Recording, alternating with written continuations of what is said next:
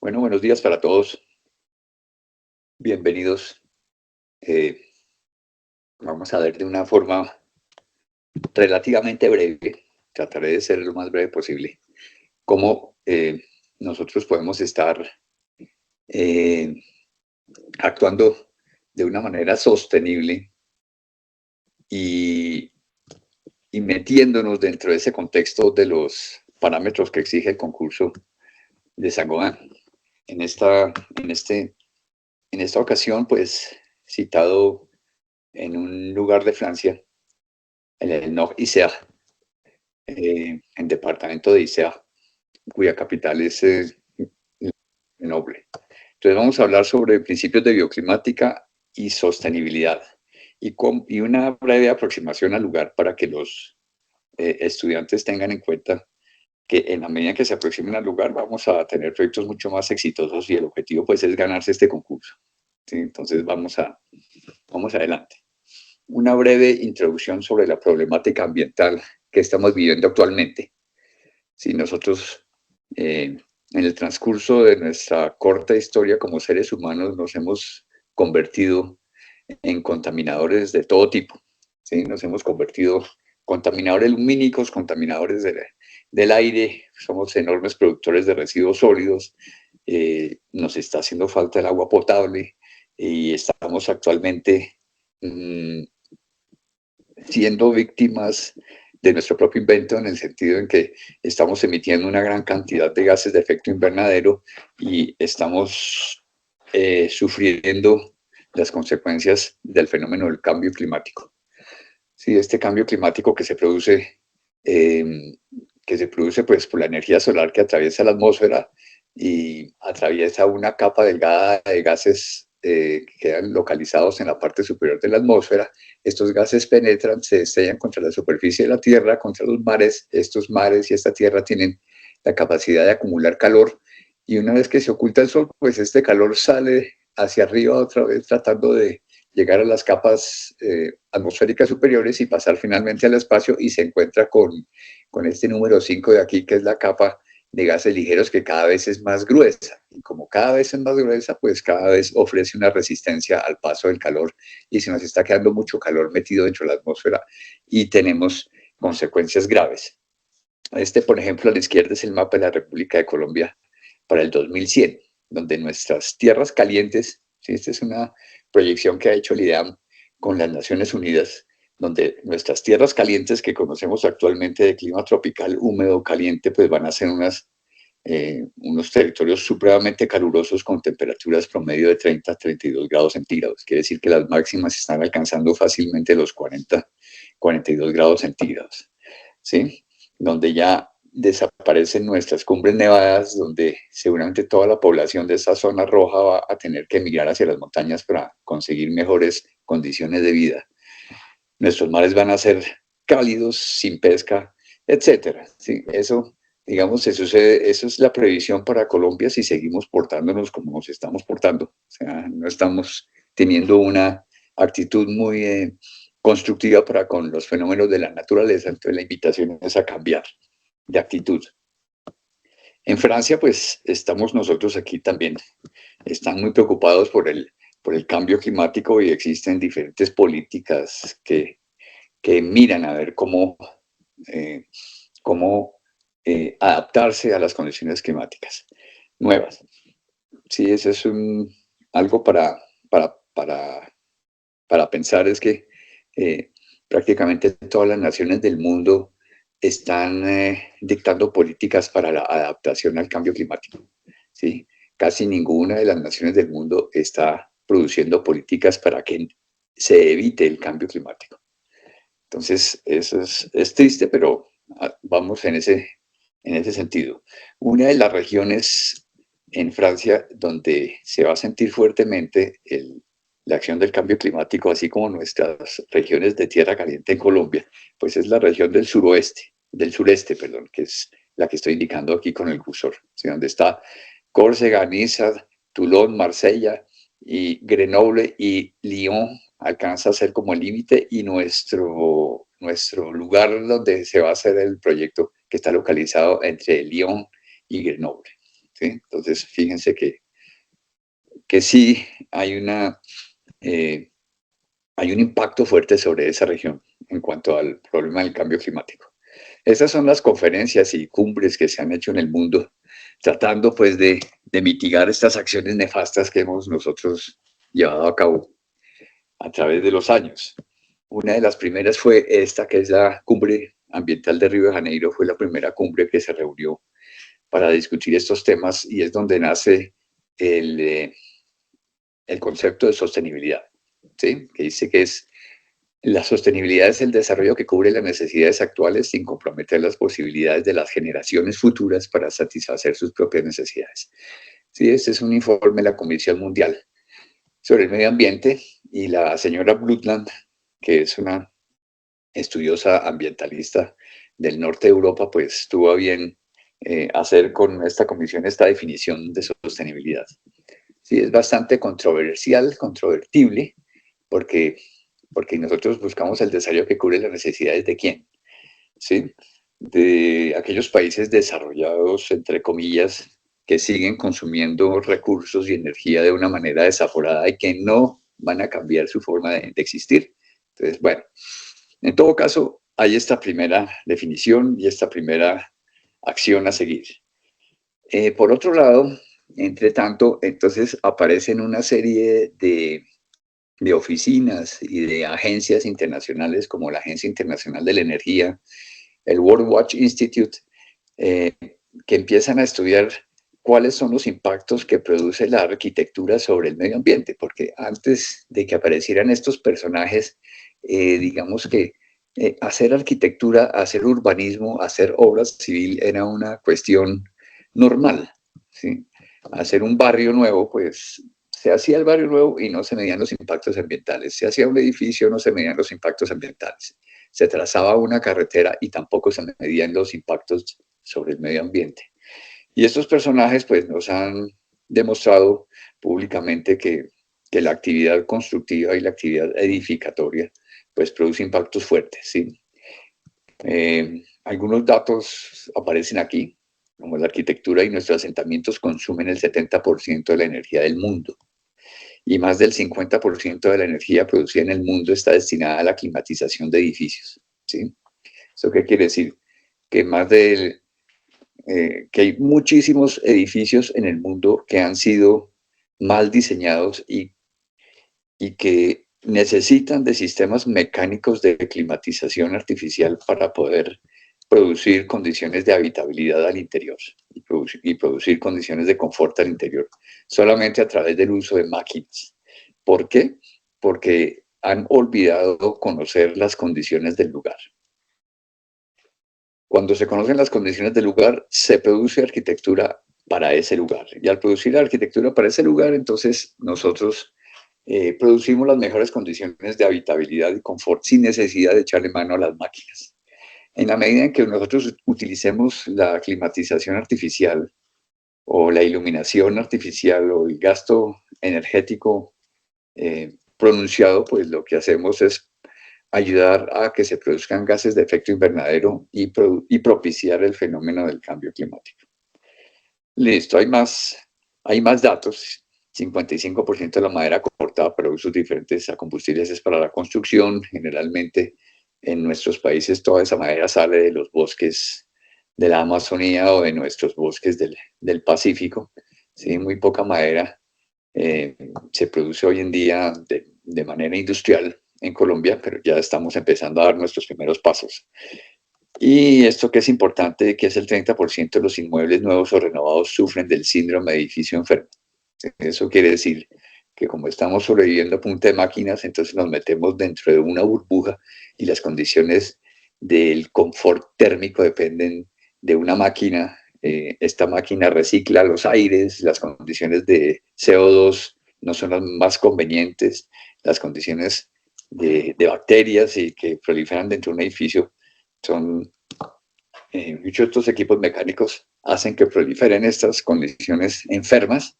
No tenemos la mejor vista ni usamos la mejor luz natural para nuestros trabajos que desarrollamos dentro de los edificios. Tenemos inconfort acústico, etc. De hecho, hay hay muchas anomalías que vamos a ver más adelante. En Francia, para ponerlos en contexto, pues hay, y como les mencionaba anteriormente, hay diferentes políticas de adaptación al cambio climático. ¿Sí? Hay planes de todo tipo. El más reciente es este, que está trabajando desde el 2011, que se llama el Plan Nacional de Adaptación al Cambio Climático, el PNACT3, ¿sí? Que está pues haciendo todo lo posible para que se produzca, para que se consuma menos energía en la superficie del país y se produzca menos gases de efecto invernadero. También han evolucionado los dineros destinados por el Estado para combatir los problemas ambientales. ¿Sí? Entonces, fíjense que en la medida en que pasan los años, desde el 2011 al 2023,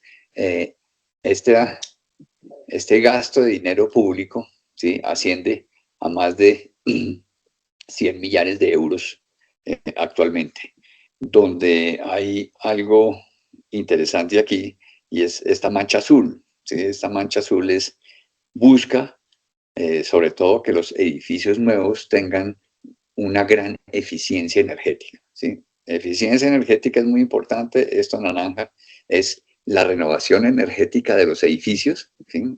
Europa tiene muchos edificios y dentro del concurso en la ciudad de Chimilán, así es como se dice en francés Chimilín, tenemos un edificio que hay que renovar y hay que renovarlo bajo estos parámetros ambientales de eficiencia energética. ¿Sí? Por eso las bases del concurso son tan estrictas y dan un puntaje muy importante a la eficiencia del manejo de la energía. Entonces, fíjense que la arquitectura ya está prácticamente ocupa la mitad del gasto público que tiene el territorio francés para lograr mitigar los problemas del cambio climático.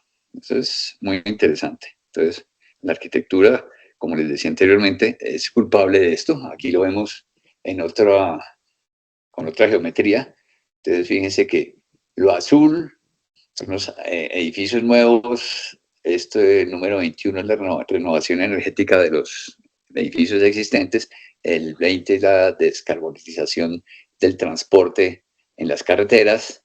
El 18, que es cómo se pueden estar mejorando las infraestructuras y los materiales de forma eficiente. El 11 es importante también, fíjense el tamaño, es cómo vamos nosotros a producir energía mediante sistemas de energías nuevas, ¿sí? De energías sostenibles, como energía fotovoltaica o energías que utilizan la fuerza del viento. El 4 es el nuclear, que tiende cada vez a ser más pequeño, y el tercero es cómo mejorar las redes eléctricas del país. Entonces, fíjense que estamos nosotros metidos dentro del 23, dentro del 21 y dentro del 11. ¿Sí? Aquí es donde nosotros podemos estar haciendo grandes aportes. El concurso. ¿Sí? El concurso pide que nosotros, o que ustedes, o que nosotros, si me involucran así como asesor, cumpla con estos parámetros técnicos. Entonces, buscan lograr dentro de los edificios que se van a proponer, dentro de los edificios en los grandes satélites, o dentro de la renovación de Chimilán, se necesita lograr condiciones de confort térmico, ¿sí? Entonces debe producir las mejores condiciones de habitabilidad, térmicamente hablando. Más adelante les doy más detalles sobre esto, dentro de los diferentes edificios, ojalá con el mínimo consumo de energía y aplicando todas las estrategias bioclimáticas, de las cuales vamos a hablar más adelante. Hay que lograr el confort acústico y digamos que los proyectos no se encuentran localizados en sitios supremamente ruidosos, ¿sí? Pero se hace un énfasis especial en cómo debe funcionar la acústica dentro del mismo edificio para no molestar a los personajes que se encuentran en un espacio versus los que se encuentran en el espacio contiguo, ya sea de un lado para el otro o de arriba para abajo. ¿Sí? Se busca generar la mejor calidad interior del aire eh, para evitar la sobreproducción de CO2 con sus efectos nefastos, y piden que por lo menos haya una rata de ventilación de 30 metros cúbicos por persona. ¿Sí? Listo. Piden seguridad al fuego. Entonces, sí, vale la pena como que ustedes en sus diferentes universidades se asesoren de un especialista en incendios para ver cómo son las salidas de emergencia, cuáles son los materiales que se deben utilizar para retardar el fuego o para evitar que el incendio pase de un lado para el otro, cuáles son las diferentes estrategias de seguridad humana. ¿Sí? El uso de la luz natural, pues en la medida en que se use la luz natural, se mejoran las condiciones de habitabilidad dentro de los edificios, se lucha contra el síndrome del edificio enfermo y, y se produce la eficiencia energética. Eh, Aquí también hay un punto, el punto F de carbón, las emisiones de carbón y el consumo de energía están ligados directamente como al uso de los materiales que deben ser materiales térmicamente muy eficientes, aislantes o que utilicen la inercia térmica correcta para lograr la eficiencia energética del edificio, para que el edificio tenga una muy pequeña demanda de energía por calefacción. Digamos, en el clima donde están los proyectos se necesita calefacción durante una época del año, pero que esa demanda de calefacción no supere los 15 vatios, los 15 kilovatios hora por metro cuadrado. Digamos, eso es lo que se solicita. En la medida en que se consuma menos energía, menos emisiones de carbón se producen.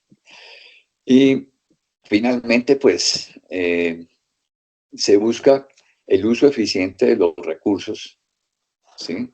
Y la circularidad. Eso quiere decir que ojalá el edificio dure para siempre, ¿sí? Antes los edificios estaban diseñados para ser utilizados durante un cierto lapso de tiempo, aproximadamente 25 años, y a los 25 años tenían que ser demolidos, y una vez demolidos, entonces tenemos que hacer otro nuevo edificio. No, las estructuras que se propongan deben ser longevas, deben tener la posibilidad de evolucionar en el tiempo. ¿Sí? No es un edificio de un uso específico, es un edificio que permite diferentes usos dentro de su estructura. Y es un edificio que, que hoy en día puede ser un colegio, pero dentro de 15 años puede ser un centro de comunicaciones cibernéticas o lo que sea, o un centro de estudios sobre, el, sobre cómo hacer energías renovables nuevas, etc. ¿Sí? Hay que cuidar también el manejo de los residuos sólidos, cómo se minimiza la producción de residuos sólidos. Más adelante les doy más estrategias y cómo se van a manejar.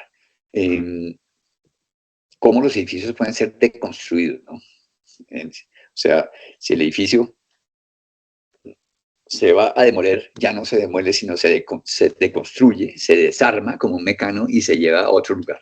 Eso también puede ser. Entonces, hay varias alternativas del manejo de recursos y circularidad. Yo les voy a dar más alternativas de las que pide el concurso. Yo creo que si uno ofrece más políticas y más estrategias, tiene una mayor posibilidad de estar dentro del grupo de los ganadores. Entonces, más adelante vamos a ver esto con más detalle.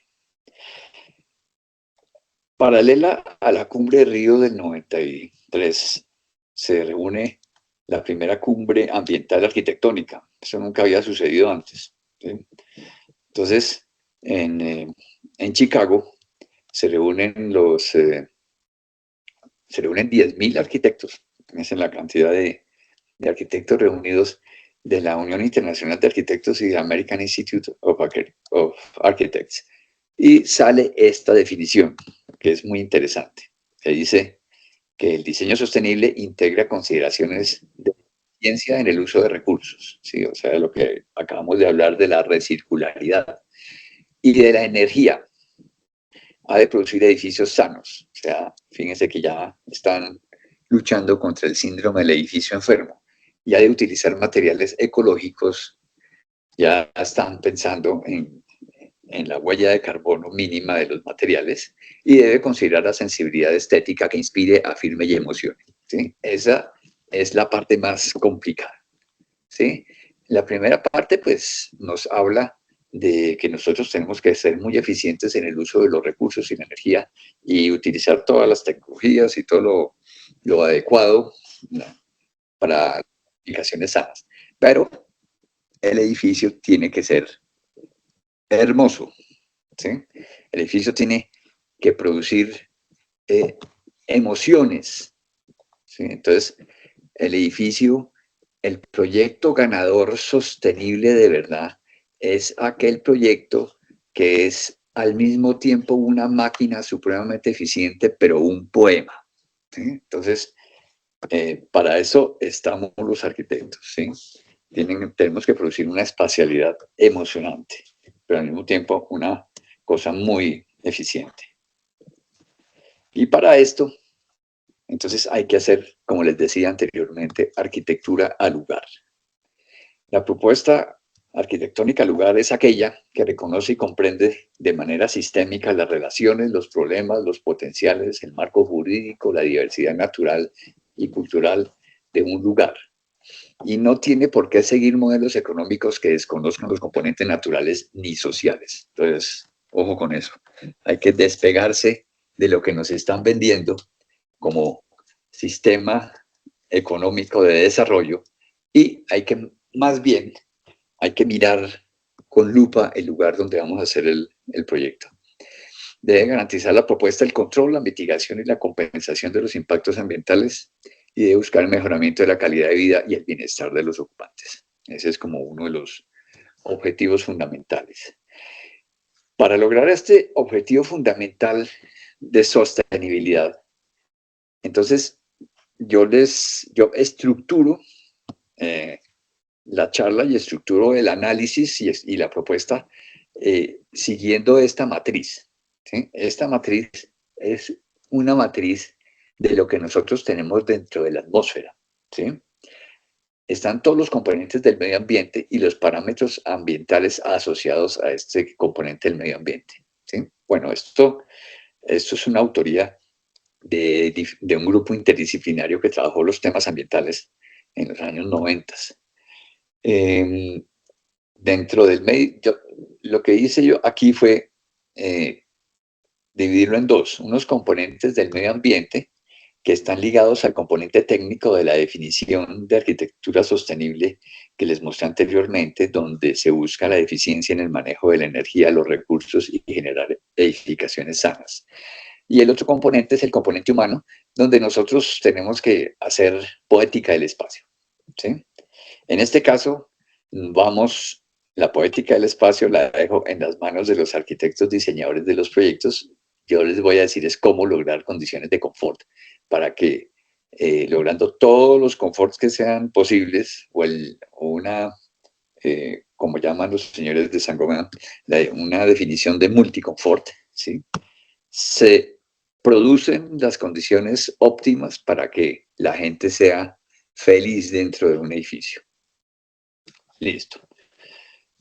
Dentro del componente técnico tenemos como componentes del medio ambiente lo hidrosférico, cuyo parámetro ambiental es el agua, lo geosférico, cuyo parámetro ambiental es el suelo, lo atmosférico con el clima y el aire, lo biótico con la biodiversidad, lo socioeconómico y cultural con la energía, materiales, residuos, transporte y patrimonio.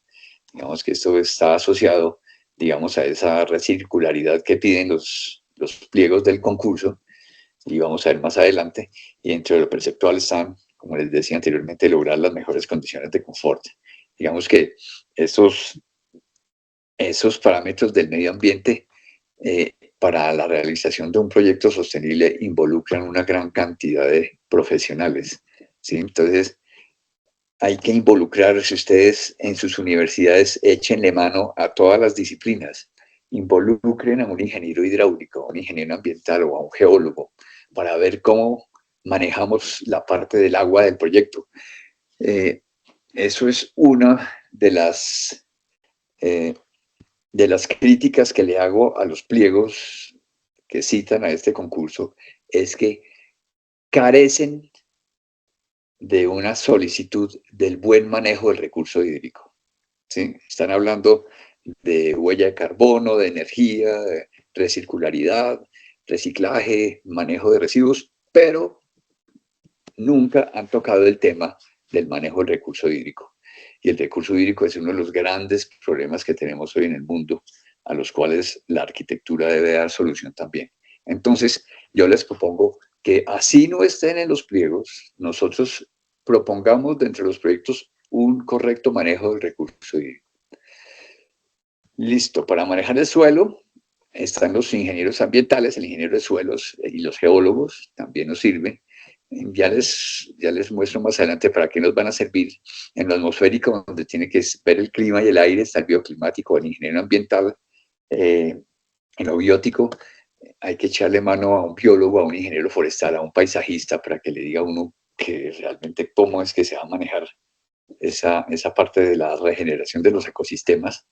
Y en lo socioeconómico y cultural hay bioclimático, ambiental, ingeniero de movilidad, sociólogo, el ingeniero de energías renovables, el ingeniero civil de recicladores urbanos, etcétera. Hay muchas personas que pueden estar involucrándose. Y para lograr las condiciones de confort está el bioclimático, el ambiental, el paisajista, el sociólogo, el antropólogo, el artista, el poeta, etcétera. ¿Sí? Pueden involucrar a un poeta si quieren ir a la búsqueda de la poética del espacio. Entonces, digamos que ustedes se quedan con esto, digamos que no vamos a profundizar en cada uno de estos punticos porque entonces no nos alcanza el tiempo. Lo único que les puedo mostrar es la estructura. Mira, aquí está, en la parte alta, empezamos por orden, está lo hidrosférico, en el mismo orden de esta matriz, entonces está más desglosada. Entonces está el hidrosférico, el parámetro ambiental del agua y para conservación de los recursos naturales. ¿Sí? Acuérdense que la definición dice economía de energía, conservación de recursos y edificaciones sanas. ¿Sí? Están una serie de estrategias. Entonces, por ejemplo, para el agua, nosotros tenemos que reciclar el agua lluvia, tenemos que manejar las aguas exteriores mediante sistemas urbanos de drenaje sostenible, tenemos que reciclar y tratar las aguas grises, tenemos que usar aparatos ahorradores, tenemos que manejar las aguas freáticas, tenemos que utilizar el agua reciclada para el mantenimiento de zonas verdes y tenemos que hacer unas estrategias de uso eficiente del agua durante el proceso de la obra. ¿Sí? Para lograr edificaciones sanas tenemos que asegurarnos que la calidad del agua sea la óptima. Y aquí hay un poco de profesionales involucrados dentro de esta y beneficios ambientales. ¿Sí? Entonces, ahorro del 60% de emisiones a los arroyos, ahorro del 60% de agua de descargas de aguas negras, etcétera. ¿Sí? Entonces, digamos que yo les dejo esa herramienta para que ustedes le echen mano. ¿Sí? Y hagan, si ustedes hacen un análisis del lugar, teniendo en cuenta estos parámetros ambientales y dando respuesta a estos parámetros, seguramente van a producir un edificio supremamente sostenible, ¿sí? Con un mínimo impacto ambiental o impactos positivos. Entonces, va el geosférico con el suelo, entonces ahí van las estrategias, diseño del espacio público sostenible, reducción del efecto del islote de calor urbano, aprovechamiento del material excavado en el proyecto, conservar la capa orgánica, etcétera. Con lo atmosférico, aquí estamos metidos directamente con la arquitectura bioclimática, más adelante vamos a hablar de todas estas estrategias de, de la ventilación natural, de la protección solar, etcétera. Listo. Entonces, digamos que se las dejo para que la estudien detenidamente. ¿Sí? Y ahí está desglosado prácticamente, están desglosadas las estrategias a seguir para la conservación de recursos, las estrategias a seguir para lograr edificaciones sanas y para lograr economías de energía. ¿Sí? Si ustedes se enfocan el proyecto bajo esta óptica, logran un proyecto sostenible. Aquí sigue la matriz con el componente técnico, el socioeconómico y cultural. Aquí está todo lo que tiene que ver con energía, donde aplicamos todas las estrategias bioclimáticas y por aquí está metido la utilización de sistemas de producción de energía eh, con celdas fotovoltaicas o con generadores eólicos, el, el uso eficiente de la iluminación, cómo pueden echarle mano a la robotización también. ¿Sí? El proyecto puede tener sistemas de control para manejar de una manera más eficiente la iluminación del edificio, por ejemplo, o de una manera más eficiente los sistemas de calefacción que se puedan instalar, etcétera. Usar los refrigerantes que deben ser, edificio sano, pues estamos cumpliendo con los estándares internacionales al ventilar naturalmente un edificio. Más adelante les hablo sobre esto. En los materiales, entonces, seleccionar un proceso constructivo de bajo impacto ambiental, gasto energético mínimo, uso de materiales con huella ecológica mínima. Más adelante les muestro. Inclusive en la región se utiliza una tecnología constructiva muy interesante, uso de materiales aislantes, muy importante bajo condiciones climáticas de este tipo en las épocas invernales. Listo, entonces ahí van las diferentes estrategias. Esto de promover el transporte alternativo, bicicletas, lockers, duchas, etcétera, conectarse con los sistemas de transporte masivo de la ciudad, eficiencia en el transporte de materiales a la obra, respeto por el patrimonio construido, que es lo que piden las bases, eso conserva los recursos y hace parte de la recircularidad, reciclaje de edificaciones patrimoniales con cambio de uso y reforzamiento estructural. Y en el componente humano, pues lograr confort hidrotérmico, confort acústico, confort visual, confort olfativo. Ese es como los objetivos. Listo, si volvemos un poco más a la localización de nuestro paciente, entonces estamos aquí, este es el departamento de Isea, ¿sí? Que está cerca a los Alpes están por aquí, ¿sí?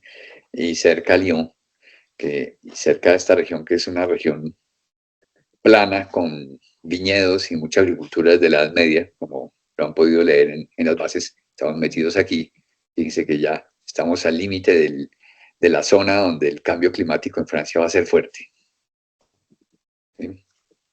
Estamos acá, más exactamente, y estamos ahí con un proyecto que tienen los franceses y los italianos de conectar Lyon con Torino, ¿sí? Mediante esto. Esto es el TGV, es el tren de gran velocidad. ¿Sí? Entonces esta es la línea TGV que va a conectar con Torino, va a ser unos túneles por debajo de los Alpes y me imagino que en hora y media o un par de horas está uno de Lyon a Torino y pasa por el sitio donde se encuentra localizado el proyecto. Entonces, eso es una de las grandes oportunidades que tiene el proyecto. Va a ser una cosa supremamente visitada, ¿sí? Entonces, y estamos localizados prácticamente sobre la misma latitud, ¿no? ¿Sí? Está Lyon acá, está Villefontaine, donde quedan los grandes ateliers, y Chimilán, donde queda el colegio que hay que renovar prácticamente sobre la misma latitud. Y comunicados pues por esta autopista y comunicados por el TGV dentro de poco tiempo. No es una región montañosa, es más bien plano. Las montañas aparecen al este, ¿sí? donde, donde aparecen diferentes macizos y, y esta región del este, pues estas montañas que están al este protegen de unos vientos que soplan en este sentido. Por eso los vientos dominantes de esta región vienen es prácticamente del norte. El tren, y esto muy interesante que es la tierra pisada, la tapia pisada, como le decimos nosotros aquí en Colombia. Digamos, eso se llama el le pisé, que es una de las tecnologías constructivas claves de la región. Esta es una construcción vernacular del sitio, ¿sí? Las construcciones vernáculas generalmente tienen el secreto del éxito, ¿sí? Fíjense que son paredes de tierra cruda, con, con unas, con unos componentes también de arcillas y gravas, ¿sí? Para darle estabilidad. Hoy en día inclusive se le pone un poco de cemento, como un 10% de cemento para darle más estabilidad, y se arman construcciones de una gran inercia térmica, unas construcciones de muros gruesos, porque esa tecnología, pues, con esa tecnología uno no puede hacer muros de 15 centímetros de bloque número 5. ¿Sí? Eso tiene que ser una pared por lo menos de 50 centímetros de espesor. ¿Sí? Entonces, esto quiere decir que bajo esas condiciones climáticas es una de las estrategias a seguir, utilizar una importante inercia térmica. Más adelante les muestro por qué es importante eso. Pero a tener en cuenta esto.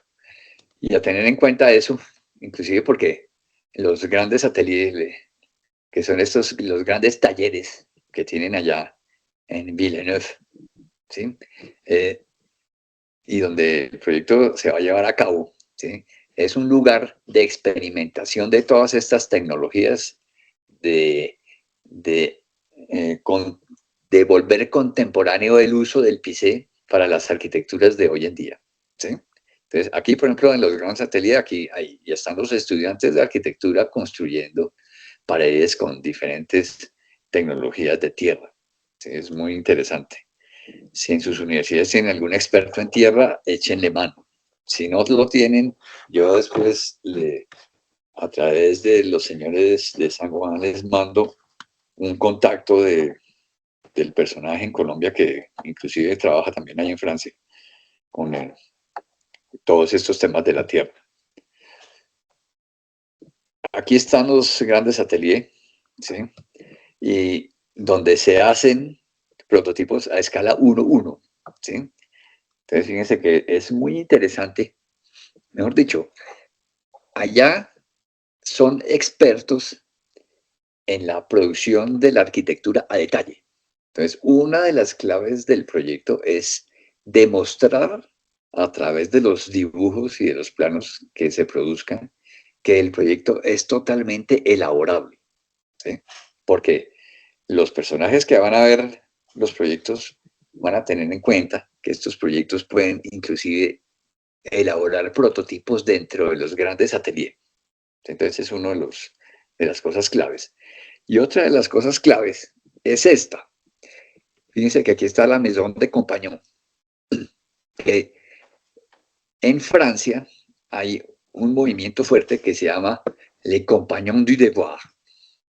Son los compañeros del deber, los compañeros de tareas, que es un grupo que existe desde la Edad Media. ¿Sí? Es una especie como de secta, así como medio masónica la cosa, ¿sí? Una especie de secta de personajes que elaboran diferentes oficios, que trabajan la piedra, que trabajan la tierra, que trabajan el metal, alimentos, etcétera, y son expertos en estos trabajos elaborados con la mano y en transformar la materia, ¿sí? Y estos tienen una sede muy importante ahí, en Villeneuve. Entonces, hay que tener en cuenta que no solamente hay unos especialistas en construcción de prototipos a escala 1:1, sino están los compañeros del deber, que, que van a estar como presentes y ustedes aquí en Le Grand Atelier van a hacer las viviendas para los estudiantes que van a hacer estos prototipos, las viviendas para los compañeros del deber que trabajan en la casa de los compañeros del deber. Entonces, son personajes que son muy pilos con el manejo de la materialidad de los proyectos. Inclusive el último proyecto que hicieron estos compañeros del deber, que tuvo un éxito rotundo, fue la reconstrucción de Notre Dame de París. ¿Sí? Los personajes que manejan la madera y los personajes que manejan la piedra. Ellos son los talladores de piedra que reemplazan las piedras de todos los edificios y monumentos antiguos en toda Francia. Y son los personajes que reemplazan todas las vigas de madera y todas las estructuras de todos los monumentos nacionales. Entonces, hay que estar, hay que tener muy presente eso. Listo. Entonces tenemos como unas preexistencias y tenemos un clima, ¿sí? Este es el clima. Entonces tengo aquí a la izquierda, sobre la columna de la izquierda, tengo a Villefontaine y a la derecha tengo a Chimilán, ¿sí? Entonces Villefontaine y Chimilán, que están prácticamente en la misma latitud, bajo la misma geografía prácticamente, las mismas condiciones de relieve y las mismas condiciones de territorio que los rodea. Eso significa que tienen prácticamente el mismo comportamiento climático, ¿sí? Fíjense que estas son las temperaturas promedios en el verano, durante el año, ¿sí?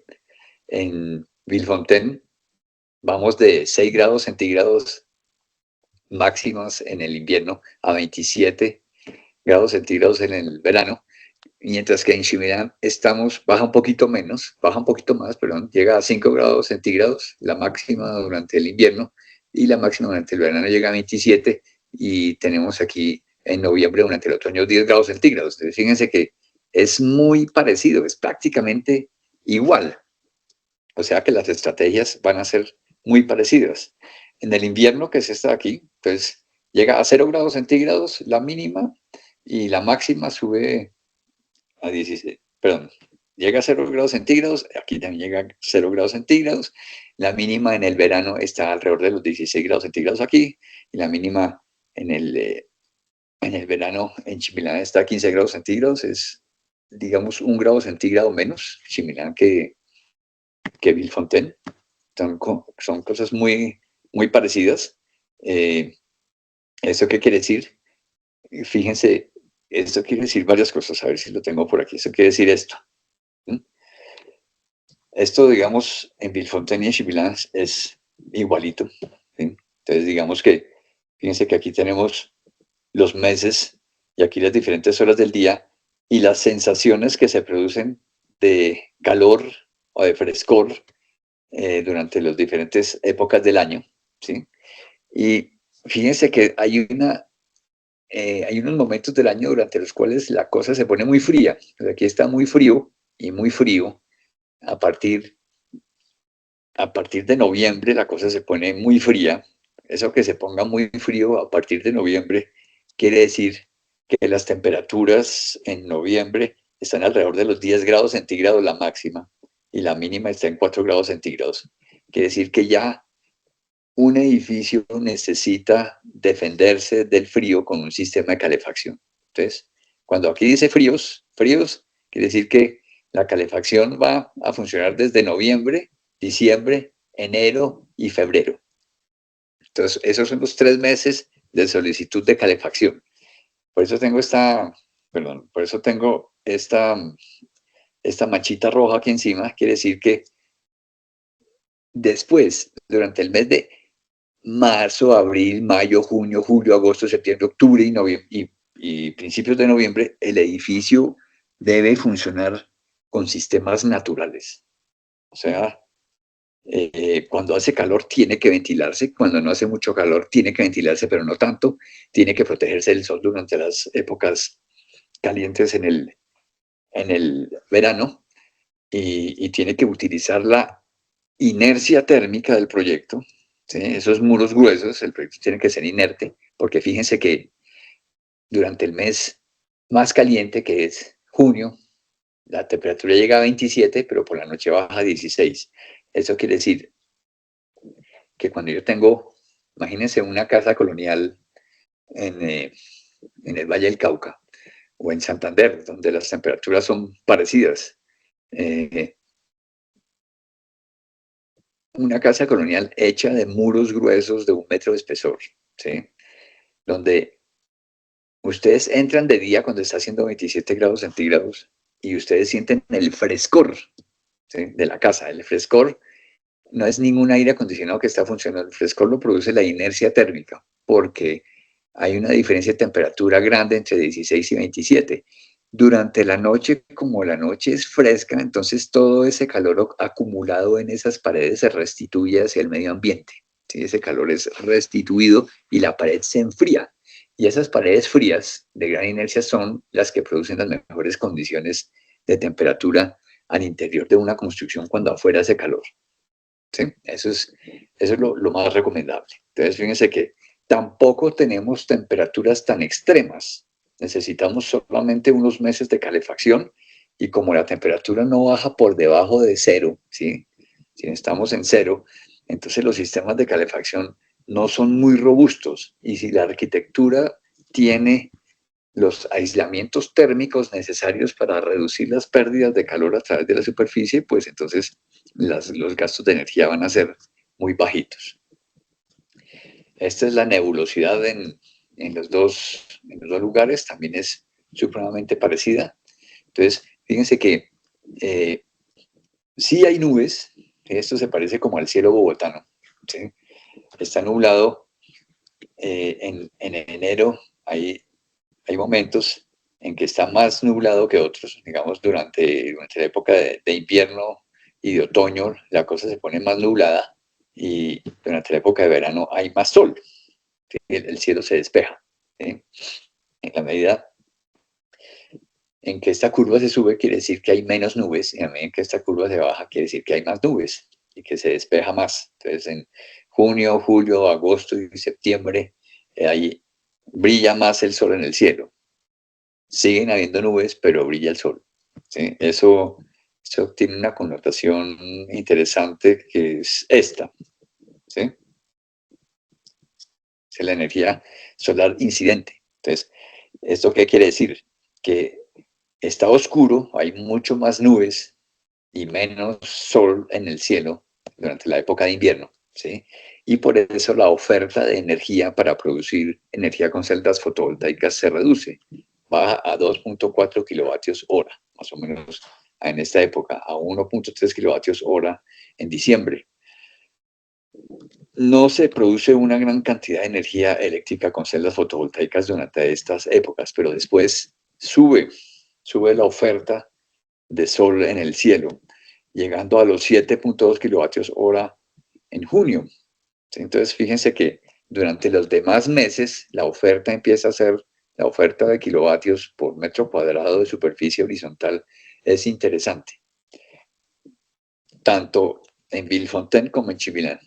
Por eso se hace factible el uso de sistemas fotovoltaicos para producir energía solar, para producir energía eléctrica mediante paneles solares, ¿sí? Entonces, sí es factible, porque nosotros en Bogotá, con cielo nublado el mes de mayo, andamos más o menos por estos valores, en 2.4 kilovatios hora por metro cuadrado de superficie horizontal. Y 7.2 son los valores que se registran en La Guajira, ¿sí? Entonces, fíjense que la cosa va entre Bogotá y La Guajira durante todo el año. Entonces, sí es factible.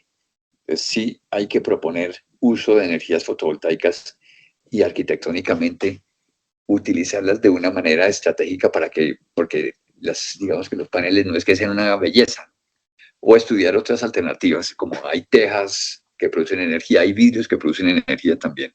Entonces, vale la pena estudiar ese tema. Otro tema interesante es es la lluvia, ¿sí? Entonces, también llueve muy parecido, ¿sí? Inclusive llueve un poquito más en Chibelin que en Villefontaine, ¿sí? En Villefontaine llueve 680 milímetros al año, ¿sí? Cuando uno suma todos estos milímetros que caen. Un milímetro es 1 litro por metro cuadrado, ¿sí? Entonces, sobre 1 metro cuadrado de superficie horizontal, cuando uno habla de 1 milímetro es que cae 1 litro. En el promedio anual de Villefontaine son 680 litros, o sea, al año. Sobre una superficie de 1 metro cuadrado caen 680 litros.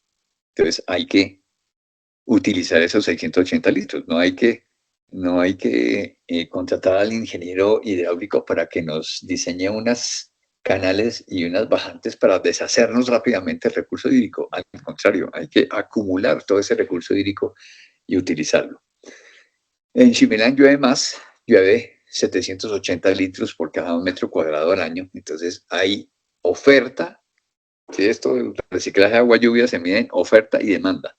En este caso hay oferta, porque estamos alrededor de, con un promedio de 700 litros entre los dos lugares por metro cuadrado. Y los proyectos tienen cubierta y los proyectos tienen superficies duras, donde uno, o no duras, superficies blandas, pero con unos filtros por debajo para recoger las aguas lluvias y ser utilizadas. O sea que existe la posibilidad de que aparezca un cuerpo de agua en el proyecto. ¿Sí? Debe aparecer un cuerpo de agua y un sistema de reciclaje y tratamiento de esta agua. Listo. Viento. ¿Sí? Entonces, digamos que no es un lugar donde no sopla el viento. El viento siempre está presente durante todo el año. ¿Sí? No es como nuestros climas, en nuestros climas, por ejemplo en Bogotá en este momento no está soplando el viento, ¿sí? Hay periodos de calma muy prolongados.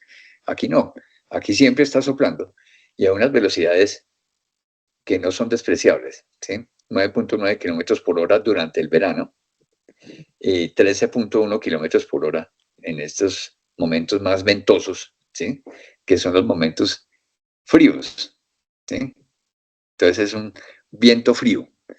Esto a tener en cuenta para diseñar los sistemas de ventilación natural, ¿sí? Y a tener en cuenta para proteger los espacios públicos, porque fíjense que en las bases, en los talleres en las unidades de habitación que tienen que diseñar ustedes en Villefontaine, eh, se pide un especial cuidado en el diseño de las áreas exteriores. Tienen que hacer su propuesta de vivienda, pero la propuesta volumétrica de otros edificios que acompañan a estos edificios de vivienda y que hacen parte de un conjunto, y ese conjunto tiene que ofrecer en el espacio exterior las mejores condiciones de confort. Entonces hay que tener pilas con los vientos que vienen todos del norte-noroeste, ¿sí? Vienen de aquí o del norte, de aquí o del norte en los dos lugares. Entonces, más adelante les muestro cómo se puede uno proteger de este viento o cómo le puede sacar provecho para sistemas de ventilación natural. Listo. Otra cosa a tener en cuenta es la asoleación, ¿sí? Aquí Villefontaine está y Chimilán están a una latitud de 45 grados norte, aproximadamente. ¿Sí? Estamos aquí sobre esta línea de los 45. Entonces aquí está el Villefontaine y Chimilán está un poquito más hacia la derecha, pero más o menos sobre la misma latitud. Entonces, las trayectorias solares se encuentran inclinadas al sur. A ver si lo tengo aquí. Sí, miren. Esto es un software, es una página de internet donde ustedes entran y pueden hacer estos ejercicios. ¿Sí? ¿Sí? Entonces, estas son en planta las trayectorias solares. ¿Sí? O sea, este cubito que yo puse ahí, lo puse aquí en el centro de esta mira telescópica. Aquí, pin, y esta es la trayectoria solar del mes de diciembre, perdón, del mes de junio, durante la época de verano. Esta es la trayectoria solar de marzo y de septiembre, ¿sí? Que es esta pintada aquí de rojito, y esta es la trayectoria solar del mes de diciembre. ¿Sí? Fíjense cómo están estas trayectorias inclinadas hacia el sur.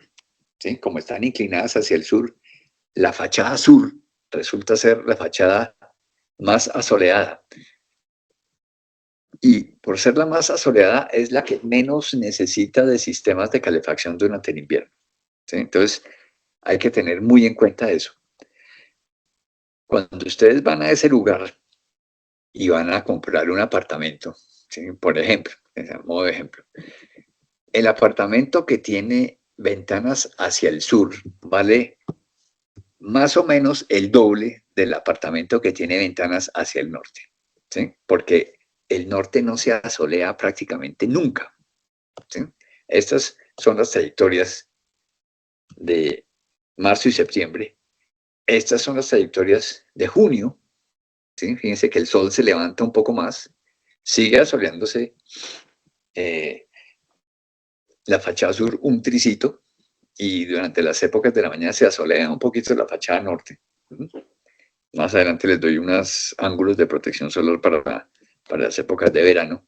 Y este es en el invierno, ¿sí? En el invierno el sol sale más o menos a las 8 de la mañana y se oculta a las 3:30 de la tarde. Entonces, y pinta esta trayectoria en el horizonte. Entonces, si nosotros estamos mirando al sur, pues tenemos sol. Si estamos mirando al norte, no tenemos nada de sol. Entonces, es muy importante tener en cuenta estas trayectorias. A ver si más adelante yo les hice unos videitos con eso. Listo. Entonces, volviendo al concurso, tenemos nuestros parámetros técnicos, ¿sí? Y nuestros parámetros técnicos de Thermal Comfort, Acoustic Comfort, Indoor Air Quality, Natural Daylighting, Carbon Emissions, and Energy Consumption y Resource and Circularity. Esto tiene unos colorcitos, ¿sí? Entonces, esos colorcitos que le puse aquí son los colorcitos que aparecen aquí, ¿sí? Entonces, todo lo que tenga que ver con Thermal Comfort está ligado al componente técnico y a la arquitectura bioclimática, ¿sí? Esto que está Indoor Air Quality está ligado también al componente técnico, a lo atmosférico y al clima, ¿sí? ¿Sí? Entonces, y aquí están las estrategias para la economía de energía. Natural Daylight, entonces también está ligado aquí al clima, a lo atmosférico y al componente técnico. Carbon Emissions and Energy Consumption está ligado directamente también aquí al uso adecuado de la inercia térmica de los materiales, materiales aislantes localizados en la cara exterior del envolvente, uso de tecnologías apropiadas si aparecen en el diseño, ¿sí?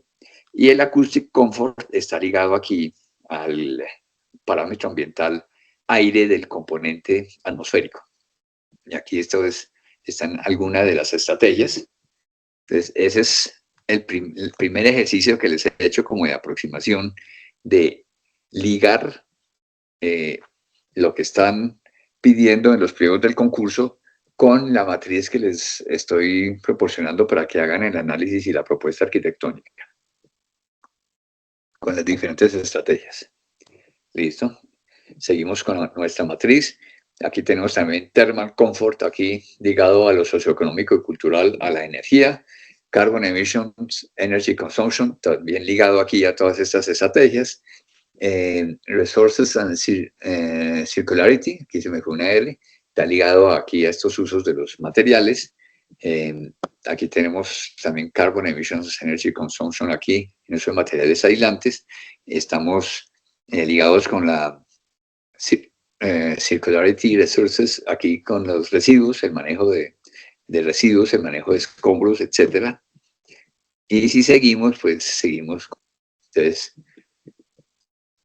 Circularity, aquí ligado con el patrimonio, en el caso del proyecto de Chimilín, reciclaje de edificaciones patrimoniales, y Thermal Comfort, con el confort hidrotérmico, Acoustic Comfort con el confort acústico, Natural Daylight con el confort visual, Indoor Air Quality con el confort olfativo y calidad de aire. Entonces, fíjense que dentro de la matriz están todas las estrategias que necesitan ustedes para lograr la sostenibilidad.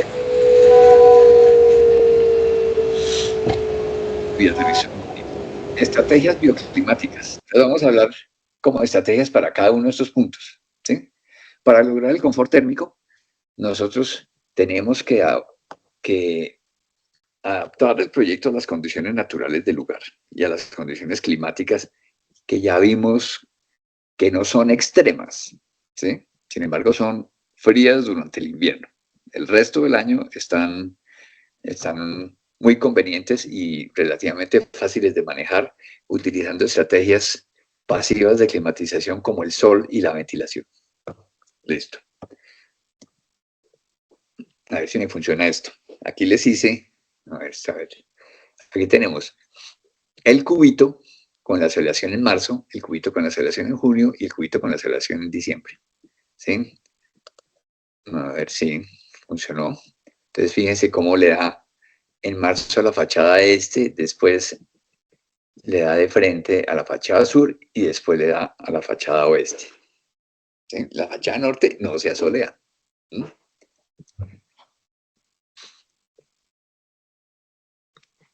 Esto, este software que es de uso libre y gratuito, ustedes pueden armar un modelo en SketchUp y el modelo de SketchUp lo exportan a es facilísimo, lo exportan a este programa y tienen su simulación del asoleamiento. Y, y se pueden ir dando cuenta cómo es que se asolea la cosa. ¿Mm? Sin contarle a nadie ni sala de ventas, ni nada de eso.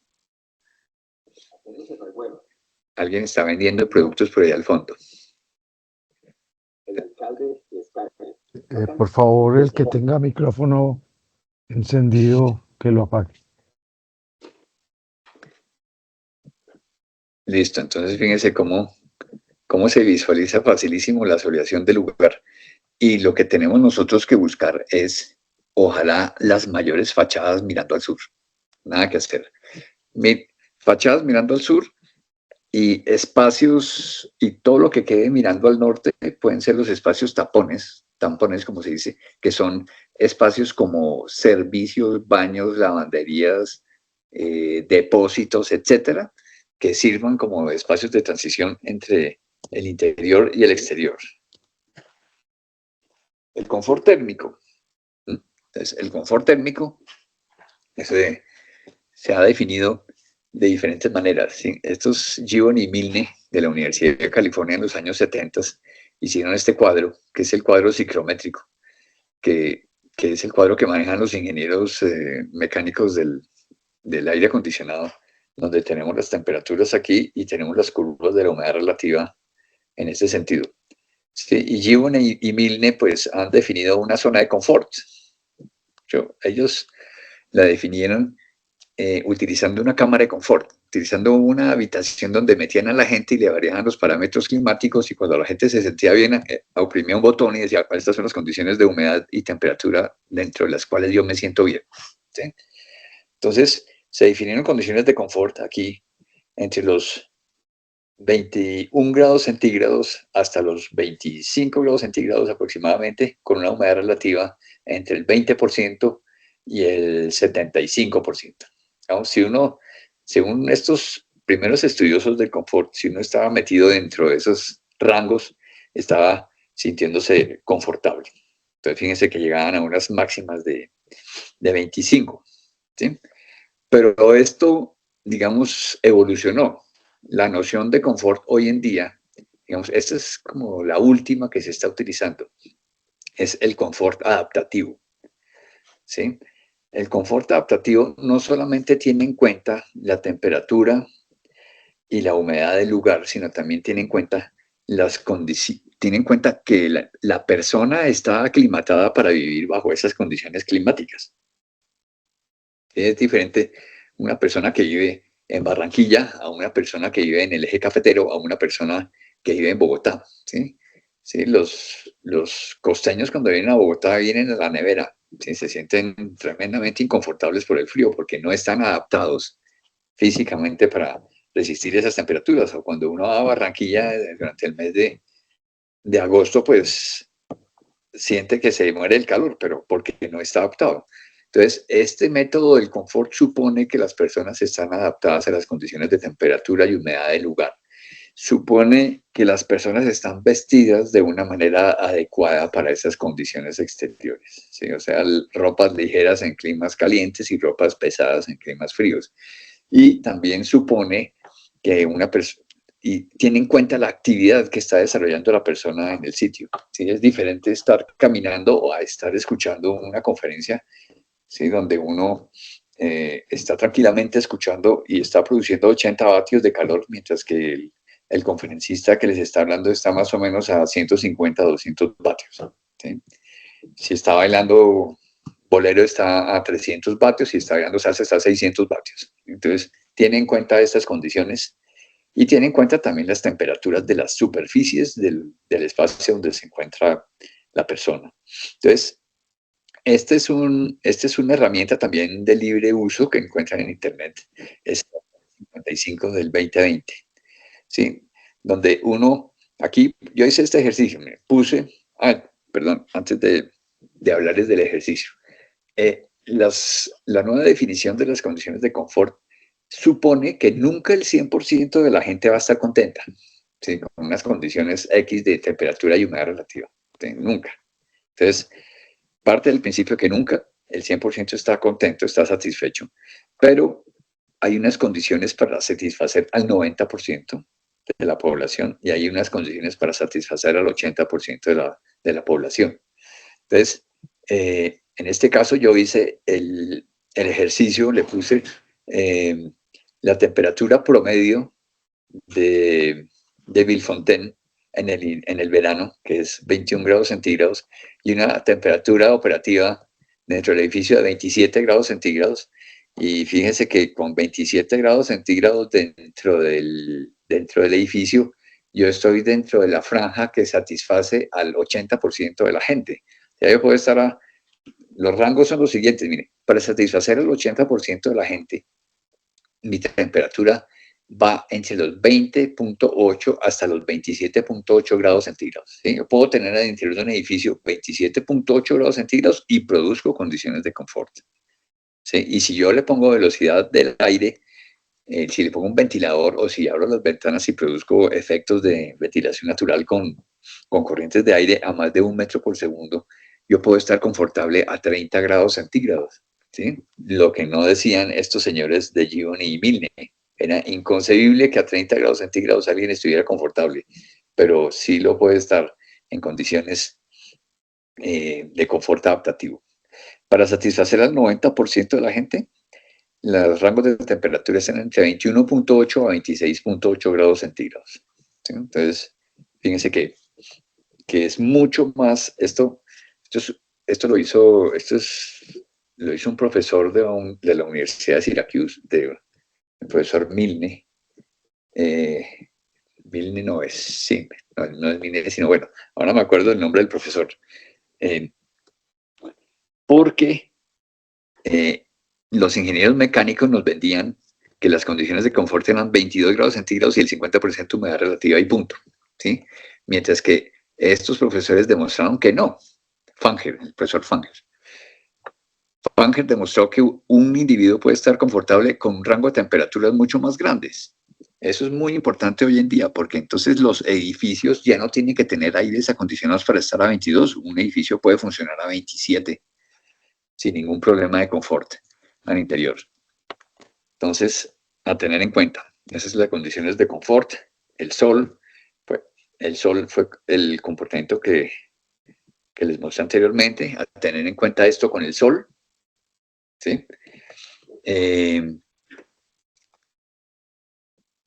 Prácticamente, fíjense que este cuadro tiene 4 secciones grandes: los materiales selectivos fríos y los cuerpos negros, los materiales selectivos calientes y los materiales reflectivos. ¿Sí? Entonces, casi todas las arquitecturas que nosotros hacemos, las hacemos con cuerpos negros. ¿Cuerpos negros qué quiere decir?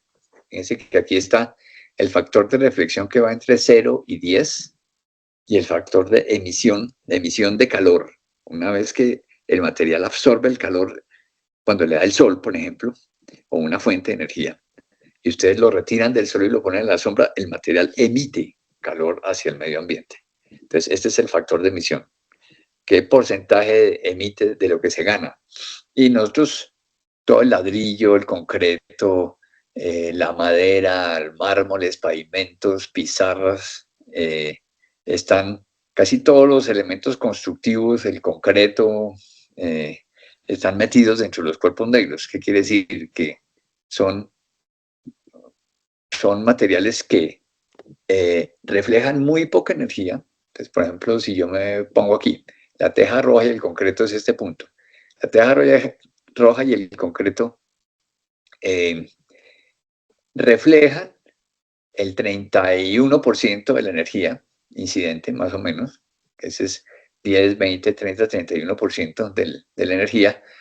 Y emiten el 90%. ¿Sí? O sea, prácticamente no reflejan energía, o sea, acumulan mucha energía solar. Y de toda esa energía solar emiten por la noche devuelven el 90% de esa energía que se ganan.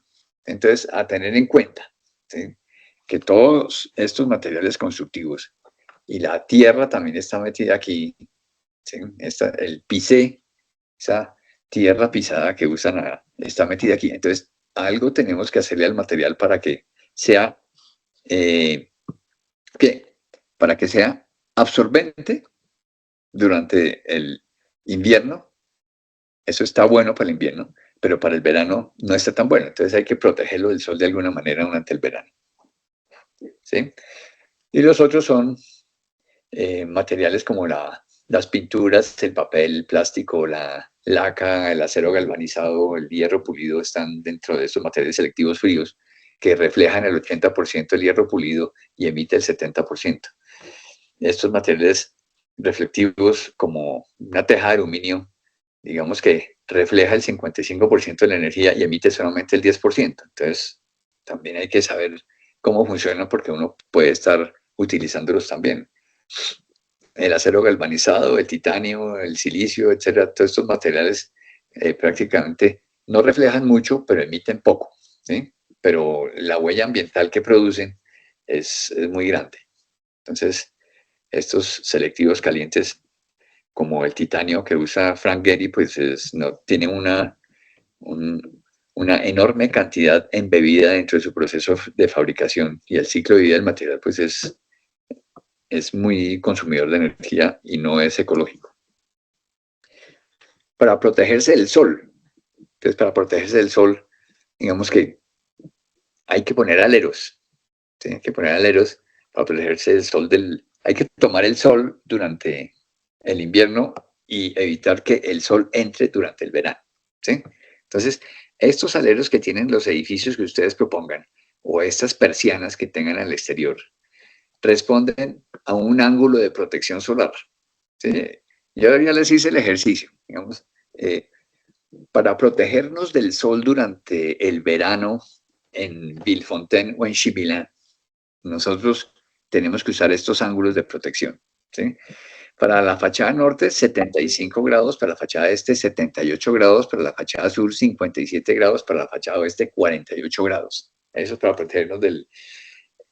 Y estos ángulos, durante el mes de invierno, dejan pasar la energía a través de los vanos, ¿sí? O sea, solamente funcionan cuando la trayectoria solar del verano es la más elevada, ¿sí? Durante las otras épocas sí entra el sol, o sea, bienvenido el sol, pero la aplicación de estos ángulos les protege del sol del verano.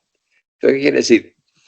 Por ejemplo, si tengo 75 grados para la fachada norte, quiere decir que yo aquí, donde dice ángulo de protección, cojo el transportador y pongo el ángulo de 75 grados aquí y trazo la línea hacia arriba que se estrelle pues con el ángulo, así como en este caso es 45, y, aquí, y este es el alero que se necesita, ¿sí? Ya, fíjense que 75 no sugiere un alero muy grande, y con esos 75 se protege la fachada norte del sol del verano, durante las épocas que le da, que son poquitas, durante las épocas de la mañana y las épocas de la tarde. La fachada este es 78, entonces es sencillo también, 75, 78 es un ángulo grandote, los aleros son pequeños. Ese es el más problemático, la fachada oeste es 48. Si yo pongo un ángulo de 48, me salen unos aleros gigantes. Entonces, en vez de aleros, lo que yo puedo usar son elementos de protección solar como persianas. Entonces, yo le pongo el ángulo aquí de los 48 grados, ¿sí?, para la fachada oeste, ¿sí?, y trazo esta línea y me da la separación entre cada una de las persianas, teniendo en cuenta pues la dimensión de la persiana. Si la persiana no mide 15, sino es más grande, pues entonces la separación entre elementos cuando yo trazo el ángulo es menor, y así se van apretando las cosas. Esa es la idea. Entonces, ahí van ya los ángulos, ya el ejercicio hecho, los ángulos listos para que ustedes los apliquen al proyecto y tengan la protección que necesitan durante el verano. Ejemplos. Entonces, estos ya son ángulos de protección aplicados, ¿sí? Entonces, Glenn Murcutt sabe cómo es la cosa, ¿sí? Entonces protege. Por eso es el alero de Glen Murcutt es así de largo por la razón de la protección solar, ¿no? No porque la cosa se le vea chévere. O Le Corbusier no hacía estos quiebrasoles o estas hendiduras en el edificio para que se viera interesante la fachada del movimiento moderno, no, eso es solamente para protegerse del sol. Entonces, fíjense que las fachadas empiezan a definirse teniendo en cuenta estos elementos. Cuando uno usa persianas de este tipo, las persianas deben quedar separadas del vidrio porque estas persianas se ponen muy calientes en el verano y transmiten el calor a través del vidrio. Entonces, ojalá unos 30 centímetros, 40, 50 centímetros más separadas. Miren, Foster hace pues este super alero para proteger esta fachada sur de este liceo, también al sur de Francia. Esta es otra estrategia que es válida, el uso de la vegetación, ¿sí? Entonces, hay vegetación, es producir una estructura ligera que permita que las enredaderas crezcan durante el verano, ¿sí? Y se sequen durante el invierno, para que en el invierno el sol pase a través, ¿sí? O sea, lo que hace también el Soggy de Melón, para que el sol pase a través y durante el verano sirvan de protección solar. Estos son elementos de correr utilizados en proyectos de vivienda en Barcelona. Estos son de subir y de bajar en Singapur. Estos son postigos, esto es muy europeo, ¿sí? Utilizados en la región de Montpellier. Entonces se cierran y se abren. Esos son palitos, ¿sí? En Suiza, por el Soggy de Melón, en la costa. Entonces fíjense que los sistemas de protección solar y los sistemas de ventilación natural empiezan a darle forma al edificio. Estos son palitos en África, estos son los que usa Renzo Piano, sus proyectos que son elementos cerámicos, estos son prefabricados, así, con estos prefabricados se hizo este edificio de la Universidad de los Andes. ¿Sí? Estos son elementos cerámicos colgados. Fíjense cómo la fachada del edificio responde pues a esta necesidad de protección al interior. Estos son calados también prefabricados. ¿Sí? Estos son aleros. Estos son los aleritos dispuestos así para proteger estas ventanas. ¿Sí? En este caso son láminas metálicas perforadas. Estos son retrocesos. ¿Sí? Estas son grandes terrazas y balcones retrocedidos. Estos son elementos cerámicos, ¿sí? Como el que estamos usando ahora en la Universidad Católica y sobre la carrera 13. Estos son mallas, ¿sí? Para que la vegetación crezca. Fíjense cómo la arquitectura empieza a definirse y listo. Bueno, hay que darnos los ejemplos de protección solar. Hay miles de ejemplos de protección solar y de referentes para que ustedes se inspiren. En cuanto a la ventilación, entonces fíjense que el viento viene del norte-noroeste o del norte, fuerte. Entonces, nosotros podemos producir ventilación cruzada de esta manera. Si el viento del noroeste viene en este sentido, entonces aquí se arma una zona de empuje y aquí se arma una zona de presión negativa, de succión. Entonces, tanto en planta como en alzado. A tener en cuenta que nosotros, a ver qué hay de interesante en el lugar, que nosotros tenemos viento que viene del norte, ¿sí? Y la fachada norte es la fachada menos expuesta al sol. O sea, la fachada norte es, como dicen los estudiantes, es la fachada paila, es la peor fachada que podamos tener en ese lugar, porque es la que recibe el viento helado en el invierno y las que nunca recibe el sol. Entonces la zonificación del proyecto es clave, ¿sí? Todos los espacios tampones deben estar sobre la fachada norte.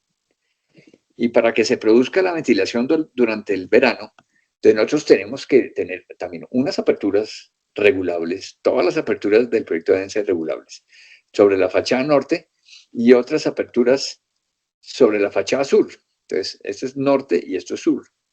Esto es norte y esto es sur, que ustedes las pueden manejar como mejor les convengan.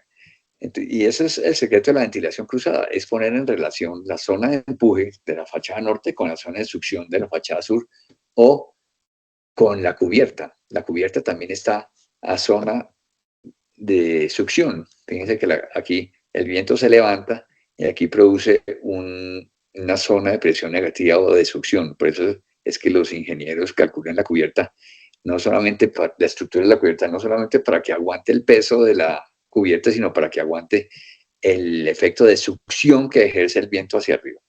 ¿Sí? Entonces, esa es la clave de la ventilación natural. Ejemplos, en la Universidad Nacional, este edificio de ciencia y tecnología se ventila, ¿sí?, de un lado para el otro, todas las aulas. Dice que por aquí tenemos salidas del aire en la parte superior de cielo raso de las aulas, entonces las aulas reciben el viento por un lado y lo sacan por el otro lado. ¿Sí? Esto se hizo en Medellín, que son los escenarios deportivos, entonces láminas microperforadas para manejar la velocidad del aire, más adelante les hablo sobre eso, y viento dominante del norte, entonces entra el viento por un lado y sale por otro lado, y el aire caliente pues se saca a través de unas aperturas que están aquí en la parte alta de las estructuras de cubierta. El aire fresco entra a través de unos agujeritos hechos en la gradería. Entonces, esa es la ventilación cruzada. Otra forma de ventilar es así, utilizando los termosifones, ¿sí?, que son chimeneas de tiro. ¿Sí? El proyecto puede tener chimeneas de tiro, ¿sí?, como lo tienen las termitas. ¿Sí? La chimenea de tiro involucra varias fuerzas. Una, debido a que el aire que está depositado en la parte baja de la chimenea pesa más que el aire que está depositado arriba. ¿Sí? Como este pesa menos, tiende a salirse de la chimenea y tiende a irse. Y cuando este aire de arriba se sale, entonces se genera un menos, se genera un vacío. Entonces este vacío, como en todos los sistemas de la naturaleza, este vacío es llenado por el aire que está abajo. Entonces el aire sube. Ese es el tiro de las chimeneas. El aire sube. Si nosotros sacamos más aire a través de un vidrio o calentamos la chimenea en la parte alta con una lata o algo que nos suba las temperaturas debajo de este elemento, entonces este aire pierde densidad y se sale más rápido. Y en la medida que se salga más rápido, se sale un volumen mayor y se sale un volumen, al salirse un volumen mayor, pues sube por la chimenea un mayor volumen. En este caso le pusimos un vidrio o una lata dispuesta en este sentido para que el viento dominante pase por encima, pasa por acá, se genera una zona de baja presión aquí, entonces se incrementa la succión de la chimenea. ¿Sí? Entonces hay fuerzas debido a la diferencia de presiones y hay fuerzas debido a la fuerza del viento. Eso lo usan las termitas desde hace miles de años, y las termitas tienen en el centro, el termitero tiene una chimenea, ¿sí?, y aquí para abajo tiene unos huequitos a través de los cuales entra el aire fresco del piso. Y todo el calor de la actividad del termitero lo sacan por el centro de la chimenea. Y fíjense que el termitero está construido con una gran inercia térmica, ¿sí?, de tierra, así como hacen las edificaciones en Chimilá y en Villefontaine. Algunos ejemplos de atrios, los atrios de los edificios funcionan como estas grandes chimeneas. ¿Sí? Los edificios pueden tener atrios, bienvenidos los atrios, para generar estos procesos de ventilación. Este es un ejemplo en Inglaterra. Es un edificio cuyo punto fijo, donde se encuentran localizadas las escaleras, es de vidrio. Entonces, se genera un microclima dentro de esta chimenea y eso hace que el aire caliente suba y se salga por la parte alta y todos los aires del resto de las oficinas corren a salir por ahí. Ese es un ejemplo aquí bogotano, ¿sí?, donde tenemos esa super chimenea, ¿sí?, que recoge el sol de la tarde, está mirando el sol de la tarde, es una pantalla acústica al mismo tiempo que una chimenea. Se calienta este aire y sube una enorme cantidad de aire que sale por una atenuadora acústica, una trampa acústica aquí hacia la autopista otra vez, impulsada también por el viento dominante que viene del cerro. Se genera una presión negativa aquí, sale mucho aire y ese es el sistema de climatización de ese edificio, ¿sí? Por eso ese edificio tiene esa cara, ¿sí? Esa cara no es para que la arquitectura quede chusca ni quede chévere, es para que la arquitectura sea eficiente desde el punto de vista energético y no utilice sistemas.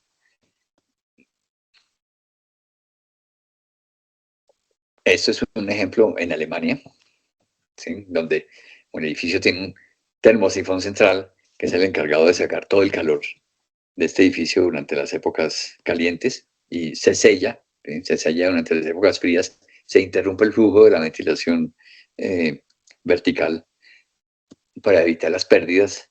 Esto es en la Universidad Nacional, donde en la biblioteca central se utilizó el atrio central del edificio para ventilar todo el edificio de la biblioteca. Los aires entran por unas rejillas aquí en el piso o por unas rejillas en la ventana.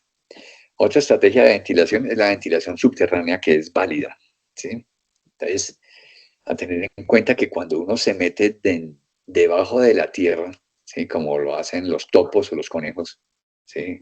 O los insectos o las hormigas, etcétera, uno baja hasta una cierta profundidad donde encuentra la temperatura de la piel de la Tierra. Esto significa que encuentra una temperatura constante durante todo el año y durante todas las horas del día, ¿sí? Así estemos por fuera en invierno o por fuera en verano, la Tierra siempre va a estar a la misma temperatura. Que en este caso, yo hice un cálculo aquí de las temperaturas promedios de Villeneuve y Chimela.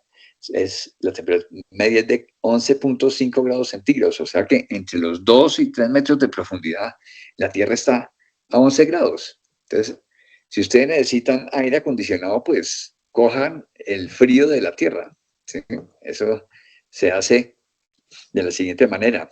Miren, se hace metiendo, esto es un almacén en Pereira, se hace metiendo unos tubos por debajo de la Tierra a esa profundidad. En Pereira la Tierra está a 22 grados centígrados, ¿sí? Entonces aquí se metieron unos tubos, esos tubos desembocan en un box culvert más grande y ese es el sistema de aire acondicionado de ese almacén. Entonces son las tomas del aire, entonces son unas obras, fíjense los tubos, son 15, ya se me olvidaron cuántos tubos son, sí, son 1, 2, 3, 4, 5 por 3, 15 tubos de 1 metro de diámetro. ¿Sí? Ese es el aire acondicionado y un box culvert en concreto. Ese es el aire acondicionado de un supermercado. ¿Sí? Entonces, toda esa inversión se hace porque vale la pena. ¿Sí? Porque el aire acondicionado costaba $700,000 y esto costó $300,000.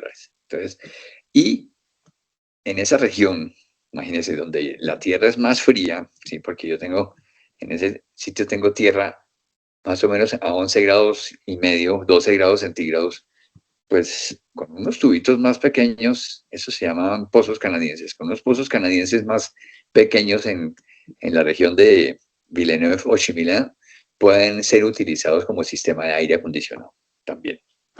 Por ejemplo, si ustedes cuando hagan la renovación del colegio tienen un auditorio, ¿sí? Y el auditorio se va a usar en el verano, y el auditorio o una sala de exposiciones gigantes que usan en el verano. Si la quieren climatizar, métanle tubitos por la tierra, pozos canadienses, y eso está inventado. Inclusive los señores de Saint-Gobain tienen un departamento que trabaja en los pozos canadienses con una tubería metálica en Europa y ya han desarrollado muchísimos proyectos a lo largo de Europa y del mundo. Esto es en Chile, esto es para una bodega. Entonces, para esa bodega metimos 400 metros lineales de tubo de este. ¿Sí? Entonces, allí se producen, el suelo estaba a 17 grados centígrados. Entonces, fíjense que no está tan bueno como en Villefontaine. Pero cuando afuera estábamos a 38 grados al sol o a 32 a la sombra, dentro del tubo estábamos a 17. Entonces, una maravilla. Entonces, eso sirve como sistema de aire acondicionado, ¿sí? Con unos costos muy bajitos. En vez de gastarse $1.250.000, se gastaron $200.000. ¿Sí? Entonces, vale la pena utilizar esto. Cuando hablamos de ventilación también, entonces hay que protegerse del viento. Acuérdense que sopla viento frío a una cierta velocidad del norte, ¿sí?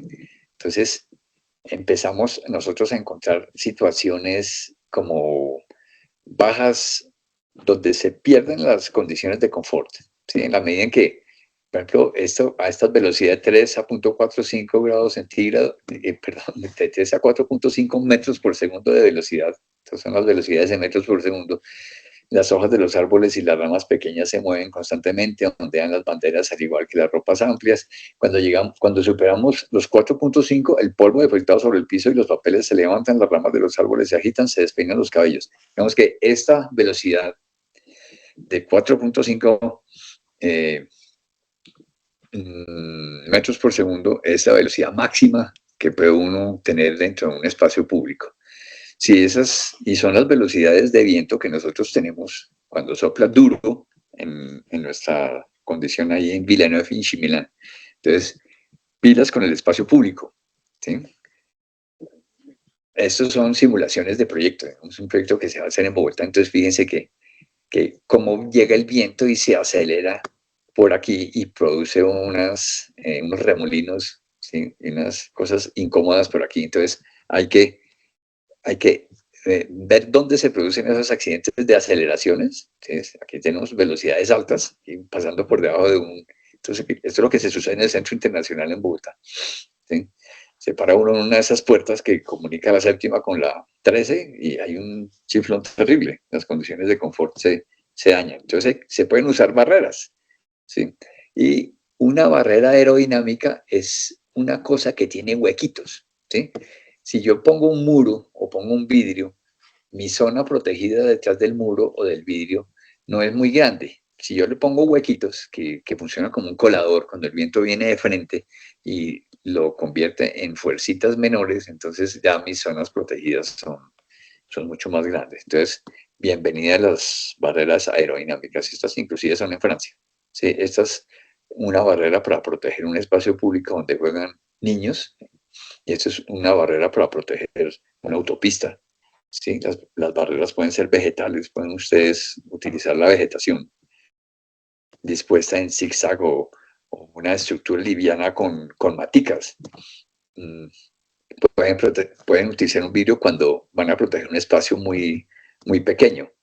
Pueden utilizar maderitas, en este caso, para evitar las aceleraciones, maderas con huequitos. Pueden hacer esto que hicieron en China, ¿sí? Son como se puede levantar el flujo. Aquí viene el viento fuerte y se levanta y se genera una burbuja protegida aquí. ¿Sí? Pueden utilizar mallas, telas, cualquier cosa que tenga huequitos. Listo. Cambiando de tema, pasamos al confort acústico. Entonces, ellos piden, como les mencionaba anteriormente, digamos, el problema no es que les pase el TGV ni la autopista al lado del proyecto, ¿sí? El problema es dentro del mismo proyecto. Entonces, hay que evitar el paso del ruido, ¿sí? Que era a través de las paredes de un espacio hacia el otro espacio y a través de los pisos, que no pase pues la rumba del piso de arriba al piso de abajo y también el ruido de impacto, ¿sí? De las cosas que se caen o de los tacones o de las sillas que se mueven, etcétera, ¿sí? Y estos son los requerimientos de ellos. Eh, digamos que no puede pasar más de 53 decibeles, ¿sí? A través de una pared ni a través de una losa del entrepiso. Y tiene que pasar menos de 58 decibeles por impacto. ¿Sí? Eso toca hacerlo, ¿sí? Vamos, porque hay estudios que dicen que el confort acústico se daña por los niveles de ruido de los vecinos, etcétera. Entonces, actualmente la normativa, de hecho, el que no cumpla con esta normativa no se gana el concurso, ¿sí? Entonces, para evitar estos problemas de ruidos, para evitar esos problemas de salud, ¿sí? Porque ahora se busca el envejecimiento saludable, ahora hay que evitar que se produzcan todos estos daños, estas perturbaciones del sueño, estos daños cerebrales por estar sometido pues a que el vecino le dañe a uno las condiciones de vida. Entonces ahí les dejo esos datos. Esto es lo que pide la Organización Mundial de la Salud, ¿sí? Que es más o menos lo que pide la norma francesa, ¿sí? Entonces, al interior de la vivienda, en los dormitorios, tenemos que tener nosotros entre 35 a 30 decibeles para que puedan dormir.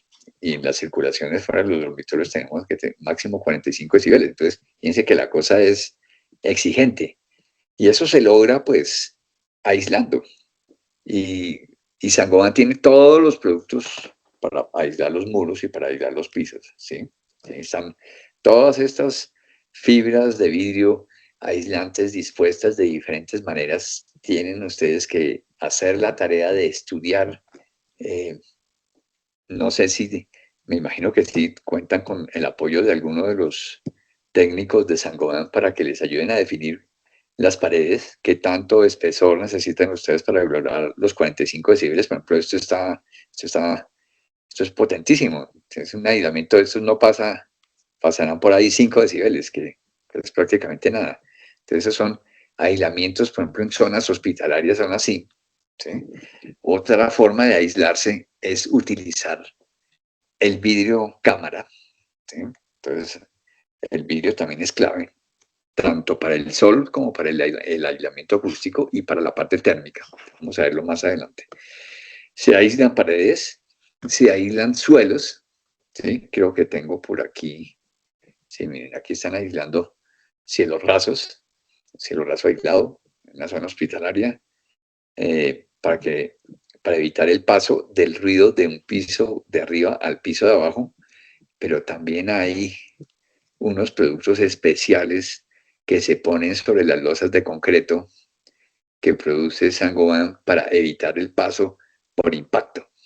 ¿Sí? Es una fibra de vidrio mucho más densa y, si mal no recuerdo, tiene como un acabado como en un fieltro, una, algo como bituminoso. Listo, entonces pilas con los aislamientos. Entonces hay que tener en cuenta eso. Tener en cuenta la cantidad, la calidad del aire interior. Listo. Evitar el síndrome del edificio enfermo se logra mediante sistemas de ventilación natural. ¿Sí? Se eliminan olores, vapor de agua, gas carbónico, gases vapor y aerosoles tóxicos, el síndrome del edificio enfermo. De hecho, eh, hay que seguir estos estándares. ¿Sí?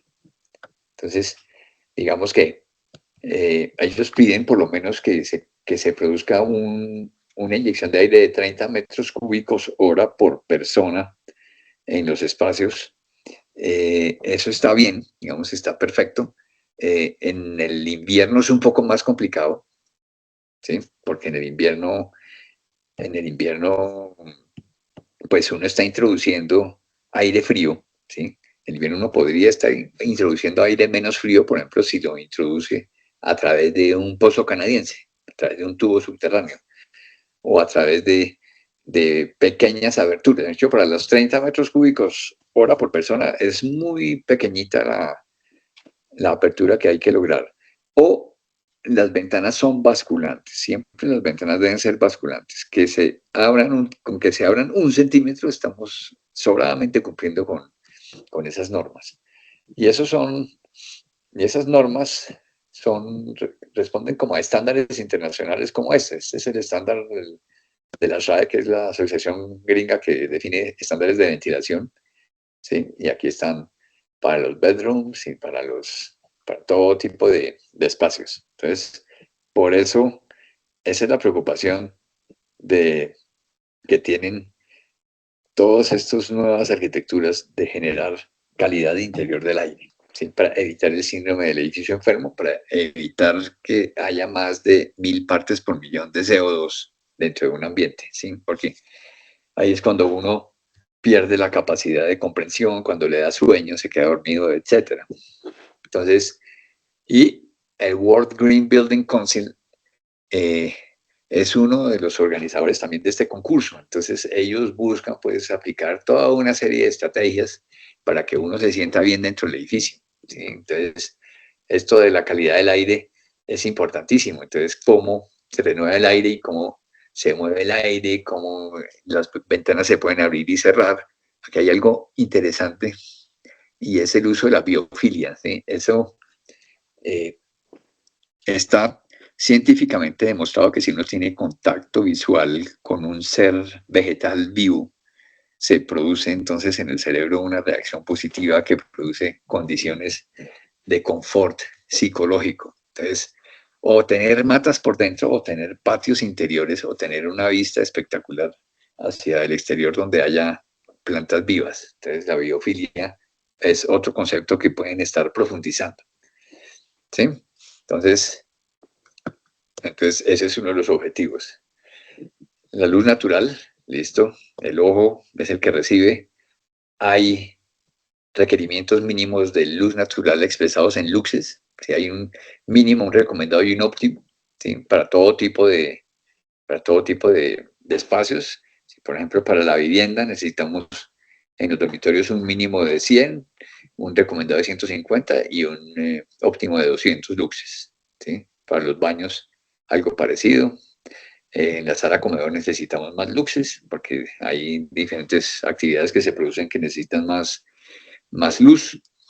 En el estudio necesitamos aún más luxes para poder trabajar. Y hay escuelas, oficinas, etcétera. Entonces ahí están los requerimientos internacionales a entender que la luz natural, ¿sí?, viaja en todas las longitudes de onda. ¿Sí? Tenemos todas las longitudes de onda, a entender que el ojo ve entre los 0,4 y los 0,8 micrones. Digamos, el espectro de lo visible está dentro de esta longitud de onda, entre el 0,4 y los 0,8. Y a entender que si nosotros miramos el espectro de lo visible versus la cantidad de energía en vatios que tienen esas longitudes de onda, entonces fíjense que la mayor cantidad de energía se produce dentro del espectro de lo visible. ¿Eso qué quiere decir? Que si uno hace una ventana, por ahí le va a entrar una gran cantidad de energía que puede recalentar el espacio durante el verano. Pero puede producir muy buenas condiciones de luz natural. Por eso, en espacios especiales, la luz natural se usa reflejada, ¿sí? Hay reflexiones especulares, semidifusas, especulares y difusas, y completamente difusas. Digamos que la más cómoda es esta difusa. Y hay diferentes sistemas con estos patios, esto es la forma de meter luz natural de manera no tan directa, sino que se refleje sobre la cubierta y entre de manera difusa, dependiendo del uso. Si es vivienda, pues uno puede darse el lujo de que en el invierno le entre toda la luz natural. Hay más estrategias a través de las ventanas, ¿sí? Entonces, que le entre el sol durante el invierno es un lujo, durante el verano no. Pero si quieren que no les entre el sol durante el verano, pues apliquen los ángulos de protección solar que les di anteriormente. Están las ventanas en las viviendas, uso de sistemas de protección solar, eso ya es entrada de luz cenital. ¿Sí? Estos dientes de sierra producen la entrada de luz, digamos, en los espacios como salas de exposiciones, se llegan a tener en el colegio, ¿sí?, de Shimila. Entonces, la luz debe entrar de manera indirecta, reflejada sobre estas cosas, ¿sí?, para producir esto. Esto inclusive es en Francia también. Fíjese que la luz no entra directo, sino se refleja sobre el cielo, sobre el muro, etcétera. Entra al atrio y el atrio refleja para todos los espacios. Entra al atrio y se utilizan los atrios, otro ejemplo de atrios, más atrios. Esto es un atrio famoso en esta sala de exposiciones en Nueva York. Hacen parte de la arquitectura también estos sistemas de iluminación. Estos son sofisticados en NIM. Estos son mejores que son los del Vican, ¿sí?, que utilizan la estructura, utilizan los muros del edificio para que la luz natural ingrese al interior. Entonces, muy recomendados. Esta es una biblioteca en Alejandría. La luz natural entra reflejada a través de estos modulitos, ¿sí? Nunca entra directa, sino reflejada. Aquí se refleja sobre la pared. Aquí se mitiga utilizando unas persianitas al interior. Este es otro ácido de Foster. Este es un ejemplo bonito en Italia del manejo de la luz ligado a la estructura. Este es el Mercedes-Benz del uso de la luz natural, es ligarlo a la estructura. Están las vigas iluminadas y las vigas le dan luz al interior. Este es otro Mercedes-Benz de la iluminación natural. Ese también es muy bonito. Este también liga la estructura aquí a la entrada de luz natural. Ese es en Bogotá. Estos son otras formas de meterle la luz reflejada, por ejemplo, cuando tenemos un edificio de oficinas con sistemas de protección solar y con antepechos lumínicos, antepechos reflejantes. Se mete la luz. Estas son unas pirámides invertidas que toman la luz natural del exterior, lo reflejan sobre estas pirámides y estas pirámides la envían a la biblioteca de forma difusa. se hacen pruebas, experimentos. Hay un software también libre donde ustedes pueden montar algunos de los espacios típicos de los proyectos y demuestran pues que están utilizando la luz natural de manera eficiente. Esto es un altar de una iglesia, ¿sí? Donde se ilumina de manera especial. ¿Sí? Velux se llama el software de uso libre. Todas estas imágenes son hechas con Velux. Entonces, es importante demostrarle al jurado que efectivamente ustedes están preocupados por el buen manejo de la luz natural. ¿Sí? Entonces, y están preocupados por no hacer esto. Digamos, esto es un call center, ¿sí? Donde fíjense que la luz, prácticamente solo hay luz al lado de la ventana y en el centro es completamente negro. Entonces, se les advirtió, pero miren, terrible las condiciones de trabajo. Es un edificio enfermo. Hace edificio enfermo. Otra cosa interesante es que hagan también, esto se hizo para un hospital, pero hagan un estudio dependiendo de los usos, del uso del color al interior, ¿sí? Porque los colores tienen pues unas características y eh, algunos son curativos, otros son estimulantes, otros son calmantes, etc. Entonces sí vale la pena como hacer eso ligado a la luz. Eso del carbon emission y energy consumption está directamente ligado a los materiales. ¿Ves? A entender rápidamente la conductividad térmica de un material. ¿Sí? Es el flujo de calor que atraviesa un metro cuadrado de pared de 1 metro de espesor cuando la diferencia de temperatura es de 1 grado centígrado entre las dos caras. Entonces, es la cantidad de calor. De hecho, si hay diferencia de temperatura, hay flujo. O sea, si afuera está haciendo frío y adentro está haciendo calor, se produce un flujo de calor desde el interior hacia el exterior. Y si afuera está haciendo calor y adentro está haciendo frío, se produce un flujo por entre las paredes, entre el calor de afuera y el frío que está dentro. ¿Sí? Entonces, ese es el coeficiente de transmisión, de conductividad térmica. Y cada material tiene una resistencia térmica. Entonces, uno lo que hace es sumar todas las resistencias térmicas de los componentes de la pared y finalmente da un K, ¿sí? Que es el inverso de la resistencia térmica. ¿Sí? Y eso se expresa en vatio metro cuadrado grado centígrado. O sea, es la cantidad de vatios que atraviesen un muro de 1 metro de espesor con una diferencia de 1 grado centígrado entre un lado y el otro grado. Entre más pequeño sea el K, ¿sí? Que es lo que ellos piden, ¿sí? Fíjense que dice, para el techo necesitamos un K de 0.07, para los muros un K de 0.14, para los pisos un K de 0.10, o sea, necesitan Ks muy pequeños. Eso quiere decir lo siguiente. Pues a ver si lo tengo por aquí. Eso quiere decir que se necesita utilizar aislantes térmicos, ¿sí? Se necesitan aislar las losas de las cubiertas. Las cubiertas no pueden carecer de aislante térmico o si no, el coeficiente de transmisión es muy alto, ¿sí? Por ejemplo, esta losa de concreto con un poliestireno extruido, que es un icopor de alta densidad, ¿sí? También producido por los señores de Saint-Gobain, con un pendientado y con una impermeabilización encima, tiene un K de 0.5. ¿Sí? Entonces empezamos nosotros a cumplir con estos requerimientos. Si utilizamos esta losa de concreto con este aislamiento térmico y todas estas cosas que se le ponen encima, empezamos a tener un K bajito. ¿Sí? Necesitamos tener tanto en los muros, ¿sí? Como en las cubiertas, inclusive en las losas del piso, aislantes térmicos. Entonces, favor asesorarse cómo disponer los aislantes térmicos. Aquí aparece un ejemplo de un muro ligero con un aislante térmico y un muro macizo por la parte de atrás. Esa es la última tendencia para la renovación de edificios, ¿sí? Y es aislar por fuera, ¿sí? Si yo aíslo por fuera, entonces evito que el calor durante el invierno se me salga a través de la pared y evito que el frío se me entre a través, el frío se entre a través de la pared, no, sino que evito que los flujos de calor hacia el interior o hacia el exterior se produzcan de una manera contundente. Entonces, estos ya son sistemas inventados que están siendo muy utilizados. Fíjense, este es un edificio aislado por afuera, ¿sí? Entonces está el aislamiento exterior y después viene el recubrimiento final del edificio.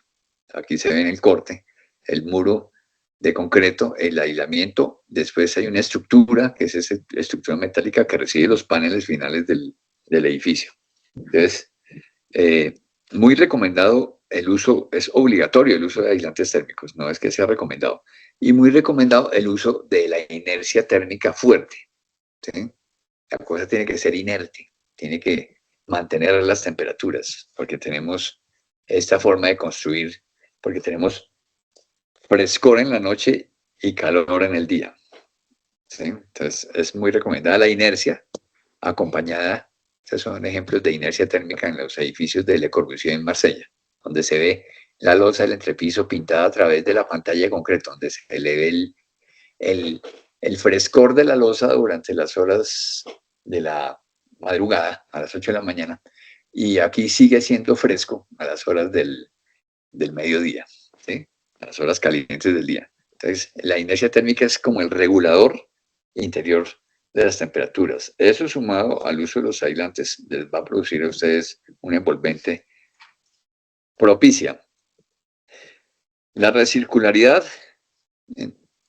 la circularidad y los manejos de los recursos la logran ustedes aplicando esto, seleccionando los procesos constructivos de bajo impacto ambiental y gasto energético mínimo, uso de materiales con huella ecológica mínima, es decir, un ciclo de vida manejable, uso de materiales locales, nada de importar cosas, reciclaje y durabilidad de la estructura y uso de materiales no tóxicos, que también ayudan a mejorar la calidad interior del aire. Se pueden definir normas específicas en la adquisición y manejo de insumos para que la cosa sea reciclaje, biodegradable, que no generen residuos. Se pueden estar reciclando los escombros de la obra. No debe, porque el sistema constructivo que ustedes propongan no debe producir escombros, pero si los produce, que esos escombros se reutilicen en la obra. Hay que respetar el patrimonio construido, hay que reciclar las edificaciones patrimoniales y mirar cómo se puede reforzar la estructura con un ingeniero que les acompañe en el proceso. Y finalmente, pues lo que les decía al principio, ¿sí? Al proyecto y a las bases, al concurso y a las bases se les olvidó lo hidrosférico, ¿sí?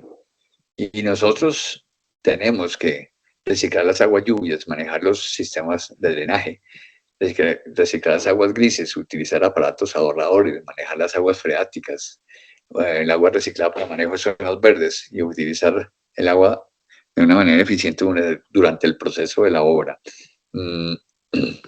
Entonces, ¿eso qué quiere decir? Que si nosotros recogemos agua, podemos generar un laguito, un reservorio combinado con las especies locales de vegetación, por ejemplo, para empezar como a regenerar el ecosistema que existía antes en el lugar, ¿sí? Porque lo que se nota es que el ecosistema natural en esos dos lugares desapareció hace muchos siglos, ¿sí?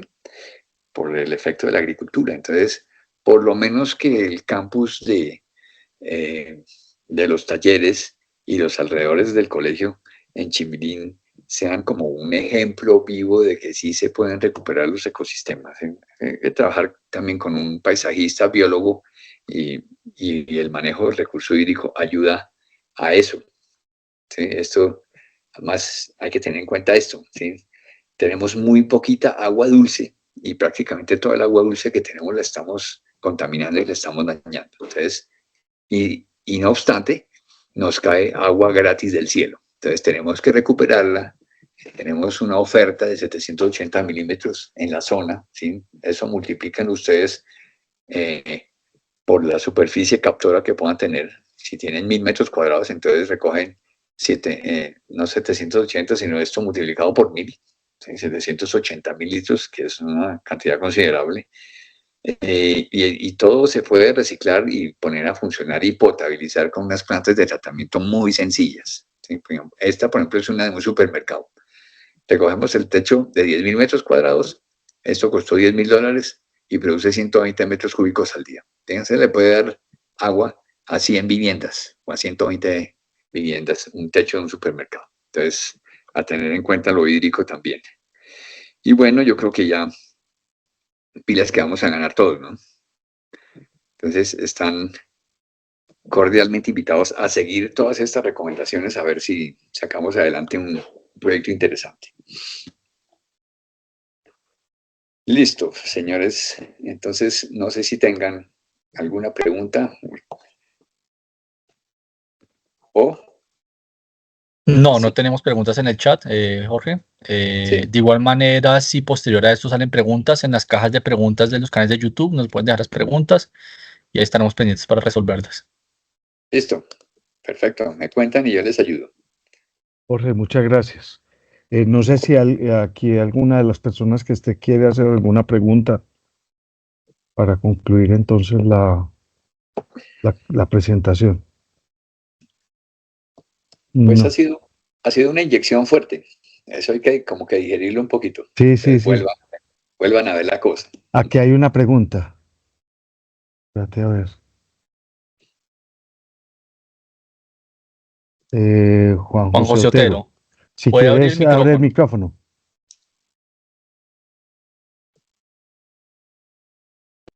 Bueno, buenas tardes, ¿cómo están? Mi pregunta va en los software que utilizaron para el viento, para ver si podrían pues, mostrar los nombres del software. Sí, ese también es de uso libre, se llama Flow Design. Flow Design. Flow Design, anótalo por ahí. Listo, el de la muchas luz. Gracias. Y el de la luz es el Velux, también de uso libre. Y el del sol fue el que les mostré ahí, que ese está chévere, está buenísimo. Y acuérdense que creo que tienen que ustedes producir una simulación del comportamiento energético de los edificios, sí, con un software que les va a proporcionar Saint-Gobain. Sí, exactamente. Ahí está en la página web, está el link para bajar los software. Tanto el de cálculo de huella de carbono con el One Click, como el de eficiencia energética o el cálculo de energía con se llama SG Save One. Ahí están en la página web del concurso. Esos son muy interesantes. Sí. Perfecto. Jorge, yo creo que diste un buen panorama y creo que ya van a tener muchas herramientas para hacer un buen checklist del proyecto integralmente y te agradecemos mucho por la atención. Volvemos a insistir, yo coloqué en el chat los canales de YouTube, los playlists relativos al concurso que hemos hecho capacitaciones. El año pasado, Jorge, para el concurso del 2024, hizo una de generalidades de bioclimática que también pueden buscar en esos playlists en Fiberglass y en Vidrio Andino y complementarlo con esto que ya es mucho más particular. Si quieren, por metodología, primero revisen el que hizo el año pasado sobre generalidades de bioclimática. No siendo más, pues damos por concluido, Mauricio. Así es, muchísimas gracias a todos por su asistencia y en próximos días estaremos subiendo este video al canal de YouTube, como bien lo decía Ramón. Muchas gracias a todos. Gracias. Gracias, Jorge. Con gusto. Nos veremos. Chao, gracias. Chao, buen día. Chao, gracias. Chao, gracias.